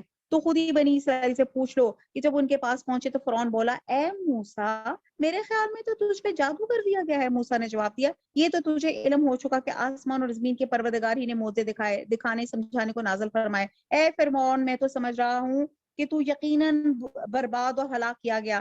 آخر فرعون نے پختہ ارادہ کر لیا کہ انہیں زمین سے ہی اکھیڑ دے، تو ہم نے خود اسے اور اس کے تمام ساتھیوں کو غرق کر دیا. اس کے بعد ہم نے بنی اسرائیل سے فرما دیا فرما دیا کہ اس زمین پہ تم رہو سو ہو، ہاں جب آخرت کا وعدہ آئے گا تو ہم تم سب کو سمیٹ اور لپیٹ لے آئیں گے، اور ہم نے اس قرآن کو حق کے ساتھ اتارا اور یہ بھی حق کے ساتھ اترا، ہم نے آپ کو صرف خوشخبری سنانے والا اور ڈرانے والا بنا کر بھیجا، قرآن کو ہم نے تھوڑا تھوڑا کر کے اس لیے اتارا کہ آپ اسے بامہلت لوگوں کو سنائے، اور ہم نے خود بھی اسے بتدریج نازل فرمایا۔ اللہ تعالیٰ کے لیے تو بہت آسان تھا، اللہ تعالیٰ نے 23 سالوں میں نازل فرمایا، اللہ تعالیٰ ایک دم اتارتے تھے، اللہ تعالیٰ یہی چاہ رہے تھے کہ اسٹیبلٹی آئے، ایک آیت کو سنیں سمجھے اس پہ عمل کریں، کہہ دیجئے تم اس پر ایمان لاؤ یا نہ لاؤ، تمہیں اس سے پہلے علم دیا گیا ہے، ان کے پاس تو جب بھی اس کی تلاوت کی جاتی ہے تو وہ تھوڑیوں کے بل سجدے میں گر پڑتے ہیں۔ یہ جی سجدہ آ گیا، آپ سجدہ کریں، اللہ اکبر۔ جی یہ ایک حکم ہے کہ اگر آپ پڑھتے پڑھتے آپ کو سجدہ، آپ جہاں کہیں بیٹھے نا تو قبلہ رخ ہو کے آپ سجدہ کر لیا کریں، اور کہتے ہیں کہ ہمارا رب پاک ہے، ہمارا رب کا وعدہ بلا شک و شبہ پورا ہو کر رہنے والا وہی ہے، اور اپنی تھوڑیوں کے بل روتے ہوئے سجدے میں گر پڑتے ہیں، اور یہ قرآن ان کی عاجزی اور خشوع و خضوع بڑھا دیتا ہے۔ اب یہاں پہ سجدہ آ گیا، کہہ دیجئے کہ اللہ کو اللہ کہہ کے پکارو یا رحمان کہہ کے، جس نام سے بھی تم پکارو گے تمام اچھے نام اسی کے ہیں، نہ تو اپنی نماز بہت بلند آواز سے پڑھ اور نہ بالکل پوشیدہ، بلکہ اس کے درمیان کا راستہ تلاش کر لے۔ ایکچولی مشرکین جو تھے نا، مشرکین مکہ، اللہ کا صفتی نام رحمان یا رحیم سے مانوس نہیں تھے، تو جب یہاں پہ کہا جاتا تھا نا رحمان، تو کہتے تھے ایک اللہ کو پکارو، یہ تو خود دو معبودوں کو پکارا ہے، جس پہ یہ آیت نازل ہوئی تھی، یعنی کہ جب حضور صلی اللہ علیہ وسلم نے رحمان یا رحیمین کے الفاظ کہے تھے۔ اور یہاں پہ جو کہا جاتا ہے نا کہ نماز ہلکا پڑھو، تو اس کے شان نزول میں حضرت ابن عباس فرماتے ہیں کہ مکہ میں رسول صلی اللہ علیہ وسلم چھپ کر رہتے تھے، اور جب اپنے ساتھیوں کو نماز پڑھاتے تھے تو آواز قدر بلند فرما لیتے تھے، مشرقین قرآن سن کے قرآن کو اور اللہ کو سب و شتم کرتے تھے، اور اللہ تعالیٰ نے فرمایا کہ اپنی آوازوں کو اتنا اونچا مت کرو کہ مشرقین سن کر قرآن کو برا بھلا کریں، اور نہ آواز اتنی پست کر لو کہ صحابہ بھی نہ سن سکیں۔ اور اس کی شان نزول میں ایک اور واقعہ بھی آتا ہے، خود نبی صلی اللہ علیہ وسلم کا واقعہ ہے کہ ایک رات نبی صلی اللہ علیہ وسلم کا گزر حضرت ابو بکر صدیق رضی اللہ تعالیٰ عنہ کے پاس ہوا، تو وہ بہت پست آواز میں نماز پڑھ رہے تھے، اور پھر حضرت عمر رضی اللہ تعالیٰ عنہ کو دیکھنا ایک اتفاق ہوا تو وہ اونچی آواز سے نماز پڑھ رہے تھے، تو آپ نے دونوں سے پوچھا، تو حضرت ابو بکر نے فرمایا کہ میں جس سے مصروف مناجات ہوں وہ میری آواز سن رہا ہے، یعنی کہ اللہ تعالیٰ۔ حضرت عمر نے جواب دیا کہ میرا مقصد سوتوں کو جگانا اور شیطان کو بھگانا تھا۔ آپ نے صدیق اکبر سے فرمایا کہ آپ اپنی آواز قدر بلند کر لو، اور حضرت عمر سے کہا کہ اپنی آواز کچھ پست رکھو۔ تو اور حضرت عائشہ فرماتی ہیں کہ یہ آیت دعا کے بارے میں نازل بھی ہوئی ہے، ایک یہ بھی اس کا مفہوم ہے کہ دعا درمیانی آواز سے مانگنی چاہیے، آواز نہ زیادہ اونچی ہو نہ بالکل پست ہو، اور صلات کے معنی بھی دعا ہیں۔ تو یہ آج کی ہماری سورہ بنی اسرائیل یہاں پہ ختم ہوتی ہے۔ اعوذ باللہ من الشیطان الرجیم، بسم اللہ الرحمن الرحیم، سورہ کہف پڑھتے ہیں۔ یہ مکی صورت ہے اور اس کے مضامین تقریباً سب مکی صورتوں سے ملتی ہیں، اور یہ مکی زندگی کے آخری دور کی صورتوں میں سے ہے۔ ایکچولی یہودیوں نے کچھ باتیں مکہ کے مشرکین کو سجھائیں، انہوں نے کہا کہ حضور صلی اللہ علیہ وسلم سے کچھ سوال کریں تاکہ یہ بات کھل جائے کہ حضور صلی اللہ علیہ وسلم کے پاس واقعی کوئی غیبی علم ہے یا نہیں ہے۔ چنانچہ انہوں نے بطور امتحان حضور صلی اللہ علیہ وسلم سے سوالات کیے، روح کیا ہے، قصہ خضر کیا ہے، اصحاب کہف کون تھے، اور وہ کون شخص تھا جس نے دنیا کے ایک سرے سے دوسرے سرے تک سیر کی، یعنی کہ ذوالقرنین۔ روح کے بارے میں تو ہم جواب سورہ بنی اسرائیل میں پڑھ چکے ہیں کہ روح ایک اللہ کا امر ہے، اور باقی باتوں کے جو جواب ہیں وہ اس صورت میں انشاءاللہ تعالی دیے جائیں گے، اور مسلمان اور کفار کے درمیان میں جو یہ ایک صورتحال پیدا ہو گئی تھی، اس سے بہتری کی صورت ہوگی، اور اس میں مسلمانوں کے لیے حوصلے اور کفار کے لیے عبرت کا سامان پیدا ہو گیا۔ اور اس صورت کے مضامین کا خلاصہ یہی ہے کہ اللہ تعالیٰ نے جس نے اس پوری کائنات کو تخلیق کیا ہے، سب باتوں پہ قادر ہے، اور وہ جس طرح چاہتا ہے کر گزرتا ہے اس کو، اور اس میں انسان کی مطلب کچھ عمل دخل نہیں ہوتا، تمام جو چیزیں ہوتی ہیں حکمت عملی، تمام حکمتیں اللہ تعالیٰ کی طرف سے ہیں۔ اور اس صورت کی ابتدا میں اس حقیقت سے کی گئی کہ یہ کتاب دنیا کی عالمگیر کتاب ہے، اور اس میں کسی طرح کا ٹیڑھ نہیں ہے، اور اور جہاں تک اس کے فضائل کی بات ہے الحمدللہ وہ سب جانتے ہیں۔ کہف کے معنی غار کے ہیں اور اس میں اصحاب کہف کا واقعہ بیان کیا گیا ہے، اس لیے اسے سورہ کہف کہا جاتا ہے۔ اس کی ابتدائی 10 آیات اور آخری 10 آیات کی فضیلت احادیث میں بیان کی گئی ہے، جو ان کو یاد کرے گا پڑھے گا وہ فتنہ دجال سے محفوظ رہے گا۔ بہرحال کوشش کریں کہ جمعے کو آپ سورہ کہف پڑھ سکیں، اور اگر خدا نہ خواستہ نہیں پڑھ پاتے تو کم از کم پہلی اور آخری 10 آیات کو ضرور اس کو ریسائٹ کر لیا کریں۔ اور کہتے ہیں کہ جو اس کی تلاوت جمعے کے دن کرے گا تو آئندہ جمعے تک اس کے لیے خاص نور کی روشنی ہوگی۔ اور ایک اور جگہ بھی آتا ہے کہ اس کے پڑھنے سے گھر میں سکینت اور برکت نازل ہوتی ہے۔ اور کہتے ہیں کہ ایک مرتبہ ایک صحابی نے سورہ کہف پڑھی تو گھر میں ایک جانور بھی تھا، وہ بدکنا شروع ہو گیا۔ انہوں نے غور سے دیکھا کہ کیا بات ہے، تو انہیں ایک بادل نظر آیا جس نے انہیں ڈھانپ رکھا تھا۔ صحابی نے اس واقعے کا ذکر جب نبی صلی اللہ علیہ وسلم سے کیا تو آپ صلی اللہ علیہ وسلم نے فرمایا پڑھا کرو، قرآن پڑھتے وقت سکینت نازل ہوتی ہے۔ اعوذ باللہ من الشیطان الرجیم، بسم اللہ الرحمن الرحیم۔ الحمد للہ الذی انزل علی عبدہ الکتاب ولم یجعل لہ عوجا۔ تمام تعریفیں اس اللہ کے لیے سزاور ہے جس نے اپنے بندے پہ قرآن اتارا اور اس میں کوئی کسر باقی نہ چھوڑی۔ یعنی کہ سب سے پہلے یہاں پہ ایمفسائز کیا جا رہا ہے کہ جو قرآن ہے یہ اللہ کی کتاب ہے اور اس میں کسی طرح کا کوئی کسر اللہ سبحانہ تعالیٰ نے کوئی کمی کوئی چیز جو ہے ایسی نہیں چھوڑی، اور بلکہ رہتی دنیا تک کے لیے اس میں آپ کی زندگی کو گزارنے کا پورا لاہ عمل ہے، بلکہ تمام ٹھیک ٹھاک رکھا تاکہ سخت سزا سے ہوشیار کر دے اور ایمان لانے اور نیک عمل کرنے والوں کو خوشخبریاں سنا دے، ان کے لیے بہترین بدلہ ہے۔ اس کو اسکالرز نے 8 حصوں میں بانٹا ہوا ہے، اور جس میں سے پہلا حصہ ہے جس میں قرآن کی عظمت کے بارے میں بتایا جا رہا ہے، اور آیت نمبر 3 جس میں ہمیشہ ہمیشہ رہیں گے، ان لوگوں کو بھی ڈرا دے جو کہتے ہیں کہ اللہ تعالیٰ اولاد رکھتا ہے، جیسے یہودی اور عیسائی اور بعض مشرقین جو کہتے تھے کہ فرشتے اللہ کی بیٹیاں ہیں۔ تو یہاں پہ شرک کی نفی کی جا رہی ہے۔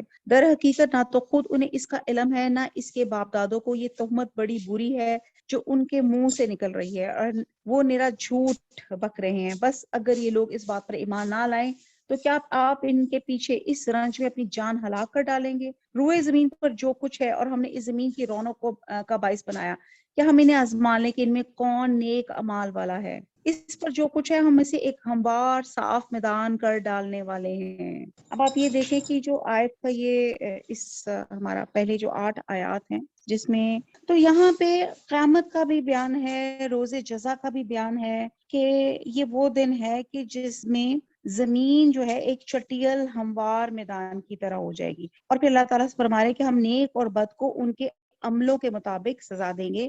یعنی کہ یہ دنیا جو ہے ایگزامینیشن ہال ہے، اللہ سبحانہ تعالیٰ ایگزامینر ہے، اور ہمارے ہر پرچے کی یعنی کہ ہمارے اعمال کی ڈیٹس کی جو ہمارے پیپرز ہیں اس کی باریک بینی سے چھان بین ہوگی، اور ہم نے حساب کتاب دینا ہوگا۔ آیت نمبر 9 کیا تو اپنے خیال میں، اب یہاں پہ سورہ کہف کا جو کہف لفظ ہے وہ یوز آ رہا ہے، إِذْ آوَى الْفِتْيَةُ إِلَى الْكَهْفِ فَقَالُوا رَبَّنَا آتِنَا مِن لَّدُنْكَ رَحْمَةً وَهَيِّئْ لَنَا مِنْ امرنا رشدا۔ کیا تو نے اپنے خیال میں غار اور کتبے والوں کو ہماری نشانیوں میں سے کوئی بہت عجیب نشانی سمجھ رہا ہے؟ ان چند نوجوانوں نے جب غار میں پناہ لی تو دعا کی، ہم بھی یہی دعا کرتے ہیں، اے پروردگار ہمیں اپنے پاس سے رحمت عطا فرما، آمین، اور ہمارے کام میں ہمارے لیے راہ یابی کو آسان کر دے، آمین۔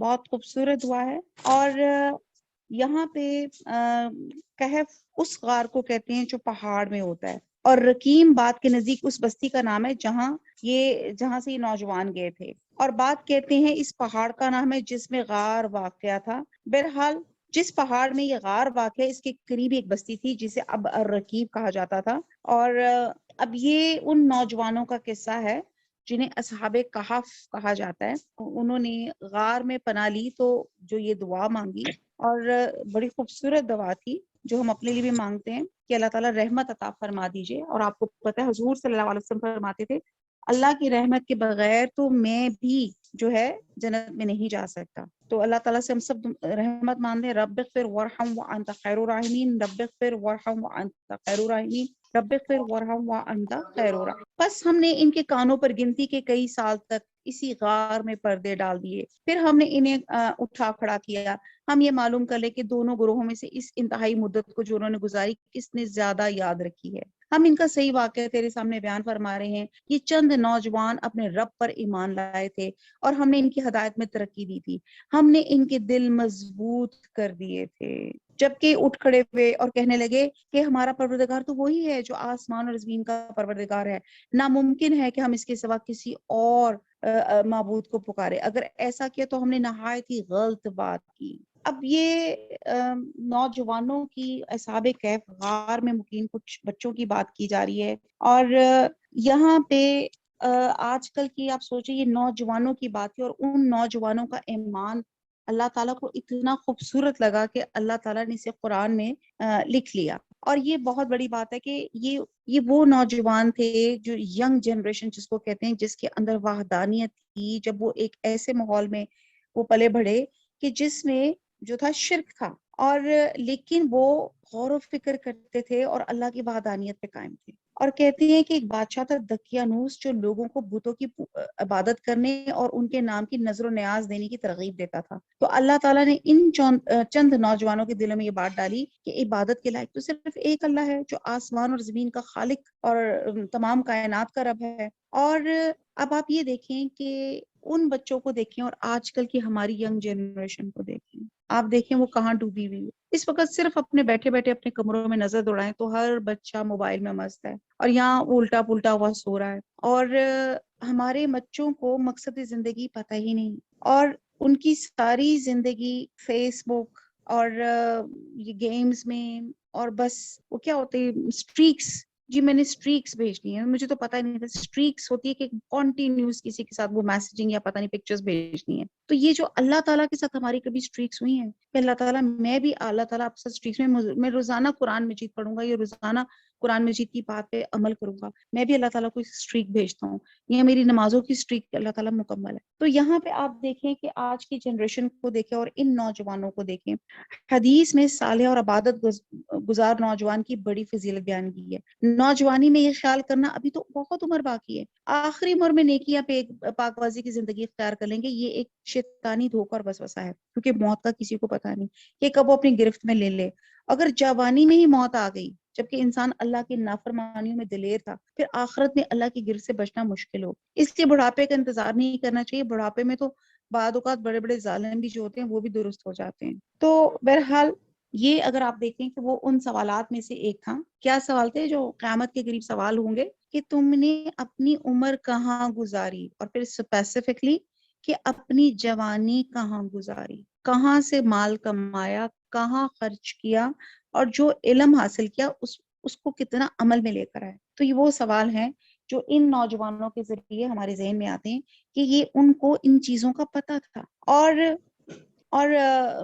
تحقیق اس کے بارے میں تھوڑا سا ڈفرینس ہے کہ ان کی تعداد 9 یا اس سے کم بھی تھی، اور یہ الگ ہو کر کسی ایک جگہ اللہ واحد کی عبادت کرتے تھے، اور آہستہ آہستہ لوگوں میں ان کے عقیدہ توحید کا چرچا ہوا تو بات بادشاہ تک پہنچی، تو اس نے انہیں اپنے دربار میں طلب کر کے ان سے پوچھا، اور وہاں انہوں نے برملا اللہ کی توحید بیان کر دی۔ بالآخر پھر بادشاہ اپنی مشرک قوم کے ڈر سے اپنے دین کو بچانے کے لیے آبادی سے دور ایک پہاڑ کے غار میں پناہ گزین ہو گئے، جہاں اللہ تعالیٰ نے ان پہ نیند مسلط کر دی، اور یہ 309 سال تک وہاں پہ سوتے رہے اپنے ایمان کو بچانے کے لیے۔ اور کہا جاتا ہے کہ یہ جو بچے تھے یہ بڑی ایلیٹ کلاس کے تھے، اور بڑے جس کو کہتے ہیں خوشحال گھرانے کے تھے، اور آپ کو یہ پتہ ہے جو خوشحال گھرانے کے بچے ہوتے ہیں ان کو اللہ سبحانہ تعالیٰ ویسے بھی تھوڑا سا ان کا کانفیڈنس لیول بہت زیادہ ہوتا ہے، ان میں دنیا کا ڈر ذرا کم ہوتا ہے، اور جب ان کے اندر حقانیت اور وحدانیت آ گئی تو پھر اللہ تعالیٰ کا اور کرم ہو گیا کہ وہ اور اسٹرانگ ہو گئے اپنے اس فیتھ میں،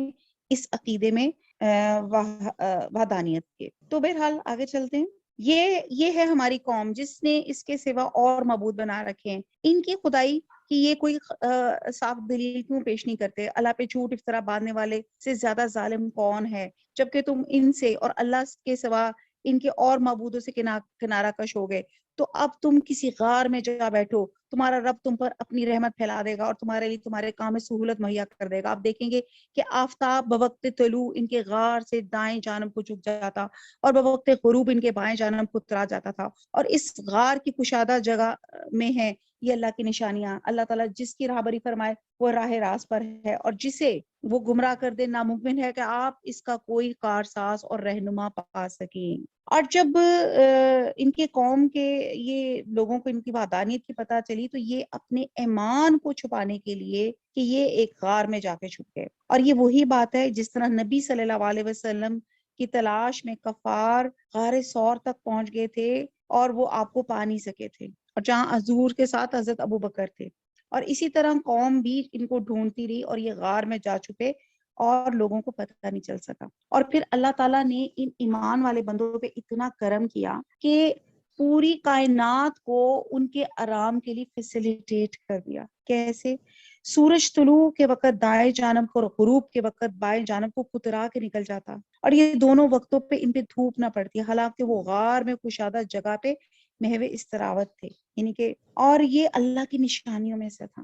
اور پھر اللہ سبحانہ تعالیٰ نے مزید یہ کرم کیا کہ اللہ تعالیٰ نے باطنوں کا بھی سایہ کیا، اور پھر اللہ تعالیٰ ان کو کروٹیں بھی بدلاتے رہتے تھے۔ آپ کو پتہ ہے مسلسل ایک جگہ لیٹے رہے ہیں تو بیڈ سول ہو جاتا ہے، اور اللہ سبحانہ تعالیٰ نے ان کو کروٹیں بھی بدلواتے رہے۔ اور یہاں پہ بتایا جا رہا ہے کہ آپ صلی اللہ علیہ وسلم کو بھی بتایا جا رہا ہے کہ اپنے ساتھیوں کے خلاف ظلم و ستم اور تکالیف کا رنج نہ کریں، بلکہ آپ اپنی قوم کو گمراہی اور اخلاقی پستی سے نکالیں۔ کہ آپ یہ دیکھیں کہ یہ واقعہ بھی ان کو سنایا جا رہا ہے کہ کس طرح یہ اصحاب کہف نے بھی یہی کیا تھا۔ اللہ کا قانون ہے کہ یہ دنیا آزمائش کا ہے، یہاں ہر چیز کارآمد اور بناؤ کا ذریعہ ہے، وہ باقی رہتی ہے، جو کارآمد نہیں ہوتی بگاڑ کا ذریعہ ہوتی ہے وہ چھانٹ دی جاتی ہے۔ لہٰذا جن لوگوں نے اپنے لیے خود بگاڑ کا راستہ اختیار کیا ان کی محرومی پہ غم کرنا جو ہے وہ بے فضول ہے۔ اور یہاں پہ دیکھیں یہ چند نوجوان تھے جنہوں نے اللہ پہ ایمان لایا اور ایک پہاڑ کی غار میں رہے، اور اللہ تعالیٰ نے ان کو سلا دیا، اور جب وہ غار سے اٹھے تو اس بات کا اندازہ نہ کر سکے کہ وہ اس میں کتنا عرصہ رہے۔ انہوں نے ایک آدمی شہر میں کھانا لانے کے لیے بھیجا اور کوشش کی کہ کسی کو خبر نہ ہو، لیکن ادھر حکمت الہی کا دوسرا فیصلہ تھا۔ اب ہم پڑھتے ہیں کہ کیا ہوا۔ آپ خیال کریں کہ وہ بیدار ہیں، حالانکہ وہ سوئے ہوئے تھے، یعنی کہ ان کا رو بھی ایسا تھا۔ اللہ تعالیٰ نے ان کی حفاظت کا انتظام ہی ایسے کیا ہوا تھا کہ کوئی ان کے قریب ہی نہ جا سکے۔ خود ہم ہی انہیں دائیں بائیں کروٹیں دلایا کرتے تھے۔ ان کا کتا بھی چوکھٹ پر اپنے ہاتھ پھیلائے ہوئے ہے، اگر آپ جھانک کر انہیں دیکھنا چاہیں تو ضرور الٹے پاؤں بھاگ کھڑے ہوں اور ان کے روب سے آپ پر دہشت چھا جاتی ہو۔ اسی طرح ہم نے انہیں جگا کر اٹھا دیا کہ آپس میں پوچھ گچھ کر لیں۔ ایک کہنے والے نے کہا، کیوں بھائی تم کتنی دیر ٹھہرے رہے؟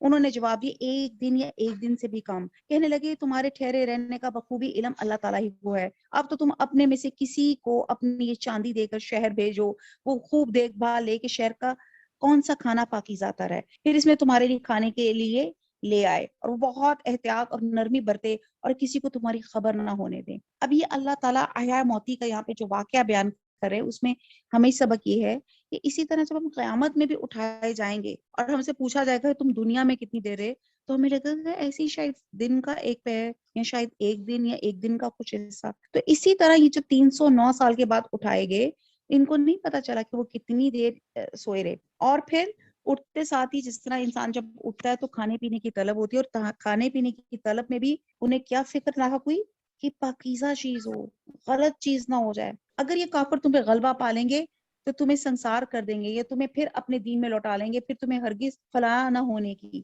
اور پھر ان کو کیا فکر تھی کہ تم کھانا تو لینے جا رہے ہو لیکن یہ نہ ہو کہ تم پکڑے جاؤ اور یہ لوگ پھر ہمیں زبردستی اپنے دین میں، یعنی کہ ہماری وحدانیت پہ اللہ کی وحدانیت سے ہمیں ہٹا لیں۔ ہم نے اس طرح لوگوں کو ان کے حال سے آگاہ کر دیا کہ وہ جان لے کہ اللہ کا وعدہ بالکل سچا اور قیامت میں کوئی شک و شبہ نہیں۔ جبکہ وہ اپنے امر میں آپس میں اختلاف کر رہے تھے، کہنے لگے ان کے غار پر ایک عمارت بنا لو، ان کا رب ہی ان کا حال کا زیادہ عالم ہے۔ جن لوگوں نے ان کے بارے میں غلبہ پایا وہ کہنے لگے ہم تو ان کے آس پاس مسجد بنا لیں گے۔ کچھ لوگ تو کہیں گے اصحاب کہف 3 تھے اور چوتھا ان کا کتا، اور کچھ کہیں گے 5 تھے اور چھٹا ان کا کتا۔ غیب کی باتوں میں اٹکل کی تیر تکے چلاتے ہیں، نشانہ دے کے بغیر پتھر چلا دینے کی طرح۔ پھر کہیں گے کہ وہ 7 ہیں اور 8واں ان کا کتا۔ آپ کہہ دیجئے کہ میرا پروردگار ان کی تعداد کو بخوبی جاننے والا ہے، انہیں بہت ہی کم لوگ جانتے ہیں۔ اب یہ کہتے ہیں کہ اب وہ جو ان کا شخص تھا اصحاب کہف میں سے ایک آدمی چاندی کا وہ سکہ لے کے شہر گیا جو 300 سال قبل بادشاہ دقیانوس کے زمانے کا تھا. وہ سکہ اس نے ایک دکاندار کو دیا تو وہ حیران ہو گیا.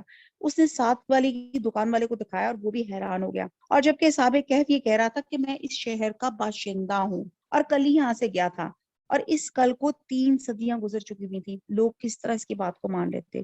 لوگوں کو شبہ گزرا کہ اس شخص کو کوئی مدفون خزانہ ملا ہے، اور یہ بات بادشاہ یا حاکم مجاز تک پہنچی، اور اس ساتھی کی مدد سے وہ غار تک پہنچا اور اصحاب کہف سے ملاقات کی. اور پھر کہتے ہیں کہ اللہ تعالیٰ نے ان کو صلح دیا. اور جس قوم کے ظلم سے عاجز ہو کے وہ غار میں پناہ لینے پہ مجبور ہوئے تھے، وہ ان کی عقیدت میں اس درجے آگے بڑھے کہ انہوں نے کہا کہ ان کی مرکز پہ ایک ہیکل تعمیر کر دیا جائے. اور اس واقعے پہ طرح طرح کی باتیں مشہور ہوگی، اور بات کہنے لگے وہ 3 آدمی تھے، 5 یہ اتنا ان کا کتا. بہرحال کہنے کی جو بات ہے، جو سوچنے کی بات ہے، کہ جو لوگ کرٹکس ہوتے ہیں وہ یہ نہیں دیکھتے کہ وہ لوگوں کو اس بات سے بھٹکانے کے لیے کہ اللہ تعالیٰ اس واقعے میں سبق کیا دے رہے ہیں، انہوں نے لوگوں کو اس چیز میں انوالو کر دیا کہ وہ کتنے لوگ تھے. اور روایات میں آتا ہے کہ ان دنوں ان کی قوم حیات بعد الموت پہ بحث چل رہی تھی، اور اصحاب کہف کے اس واقعے کے ذریعے اللہ تعالیٰ نے انہیں اس بات پہ واضح کر دیا کہ قیامت کی گھڑی میں کچھ شک نہیں، اللہ کا وعدہ سچا ہے. اور جب نوجوانوں پہ یہ بات منکشف ہوئی کہ وہ ایک طویل عرصے تک سو رہے تو وہ غار میں لیٹ گئے اور ان کی روحیں پرواز کر گئیں. اور پھر آپ یہ دیکھیں مشرقین ان کی تعداد وغیرہ پہ بحث کر کے اس واقعے کے اصل پہلوؤں سے لوگوں کو دور رکھنا چاہتے تھے. اور گمراہ لوگوں کا ہمیشہ سے طریقہ کار یہی ہوتا ہے کہ وہ غیر ضروری چیزوں میں الجھا کے ضروری چیزوں کو نظروں سے اوجھل کرتے ہیں اور دوسرے کو جھوٹا ثابت کرنے کی کوشش کرتے ہیں. اور اس واقعے میں مشرقین کے لیے وارننگ تھی کہ شرک اور ظلم ہمیشہ نہیں رہتا، یہ نابود ہو کے رہتا ہے. اور مسلمانوں کے لیے سبق تھا کہ جو لوگ اللہ کی راہ پہ صبر اور استقامت کے ساتھ جمے رہتے ہیں، اللہ کی رحمت کے امیدوار ہوتے ہیں، اللہ ان کی ہمیشہ مدد کرتا ہے. غار ثور میں قیام کی طرف بھی اشارہ ہے اور حیات بعد الموت کی دلیل بھی ملتی ہے. یہ ایک دوسرا اسپیکٹ تھا جو اس آیت کا ختم ہوا. اور ہم پڑھے ہیں 15واں سپارہ ہے، سورہ کہف ہے، اور یہ آیت نمبر 22 تک پڑھا ہے. آیت نمبر 23، اور ہرگز ہرگز کسی کام پر یوں نہ کہنا کہ میں اسے کل کروں گا، مگر ساتھ ہی انشاءاللہ کہہ دینا. اب یہ سورہ کہف کا تیسرا ٹاپک شروع ہو جاتا ہے. اور جب بھی بھولے اپنے پروردگار کو یاد کرنا اور کہتے رہنا کہ مجھے پوری امید ہے کہ میرا رب مجھے اس سے بھی زیادہ ہدایت کے قریب کی بات کی راہبری کرے گا. اب ایکچولی یہاں پہ وہی بات آ رہی جو میں نے بالکل اس کی شروع میں بات بتائی تھی کہ اسکالرس یہ کہتے ہیں کہ جو یہاں پہ انشاءاللہ تعالیٰ کی بات کی جا رہی ہے کہ یہودیوں نے نبی صلی اللہ علیہ وسلم سے 3 باتیں پوچھی: روح کی حقیقت کیا ہے، اصحاب کہف اور ذوالقرنین کون ہے. اور یہی سوالات اس سورت کی نزول کا سبب بنے، اور نبی صلی اللہ علیہ وسلم نے فرمایا کہ میں تمہیں کل جواب دوں گا. لیکن اس کے بعد 15 دن تک جبرائیل علیہ السلام وحی لے کر نہیں آئے، اور پھر جب آئے تو اللہ تعالیٰ نے انشاءاللہ کہنے کا حکم دیا گیا. اور جسے پتہ چلا، جس سے ہمیں یہ سبق جو مورل ملا یا ہمیں سبق ملا کہ جب کسی بات کا آپ عزم کا اظہار کریں تو آپ انشاءاللہ کہہ لیں، تو اس سے توفیق اور اللہ تعالیٰ کی تائید بھی مل جاتی ہے. تو جب بھی آپ بات کریں، جیسے انشاءاللہ تعالیٰ ہم کل کلاس میں ملیں گے یا انشاءاللہ تعالیٰ میں وہاں پہ جاؤں گی، تو یہ ایک ادب اللہ تعالیٰ نے ہمیں سکھا دیا کہ آپ آ جائیں، اور جب آپ بھول جائیں، جب یاد آ جائے تب انشاءاللہ کہہ دیا کریں. آیت نمبر 25، وہ لوگ اپنے غار میں 300 سال تک رہے اور 9 سال اور زیادہ گزارے. آپ کہہ دیں اللہ ہی کو ان کے ٹھہرے رہنے کی مدت کا بخوبی علم ہے، آسمان اور زمین کا غیب صرف اسی کو حاصل ہے، وہ کیا ہی اچھا دیکھنے سننے والا ہے، سوائے اللہ کے ان کا کوئی مددگار نہیں.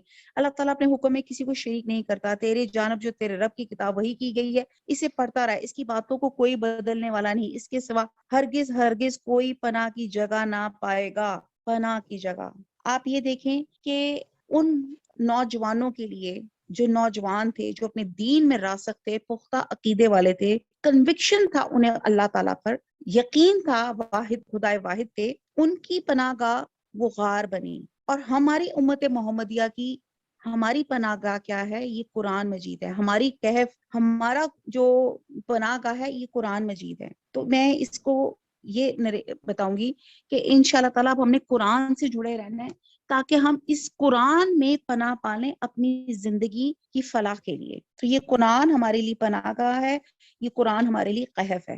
اور اپنے آپ کو انہی کے ساتھ رکھا کر جو اپنے پروردگار کو صبح شام پکارتے ہیں، اسی کے چہرے کے ارادے رکھتے ہیں، رضامندی چاہتے ہیں، خبردار تیری نگاہیں ان سے نہ ہٹنے پائیں کہ دنیاوی زندگی کی ٹھاٹ کے ارادے میں لگ جا۔ دیکھ اس کا کہنا نہ ماننا جس کے دل میں ہم نے اپنے ذکر سے غافل کر دیا، اور جو اپنی خواہش کے پیچھے پڑا ہوا ہے، جس کا کام حد سے گزر چکا۔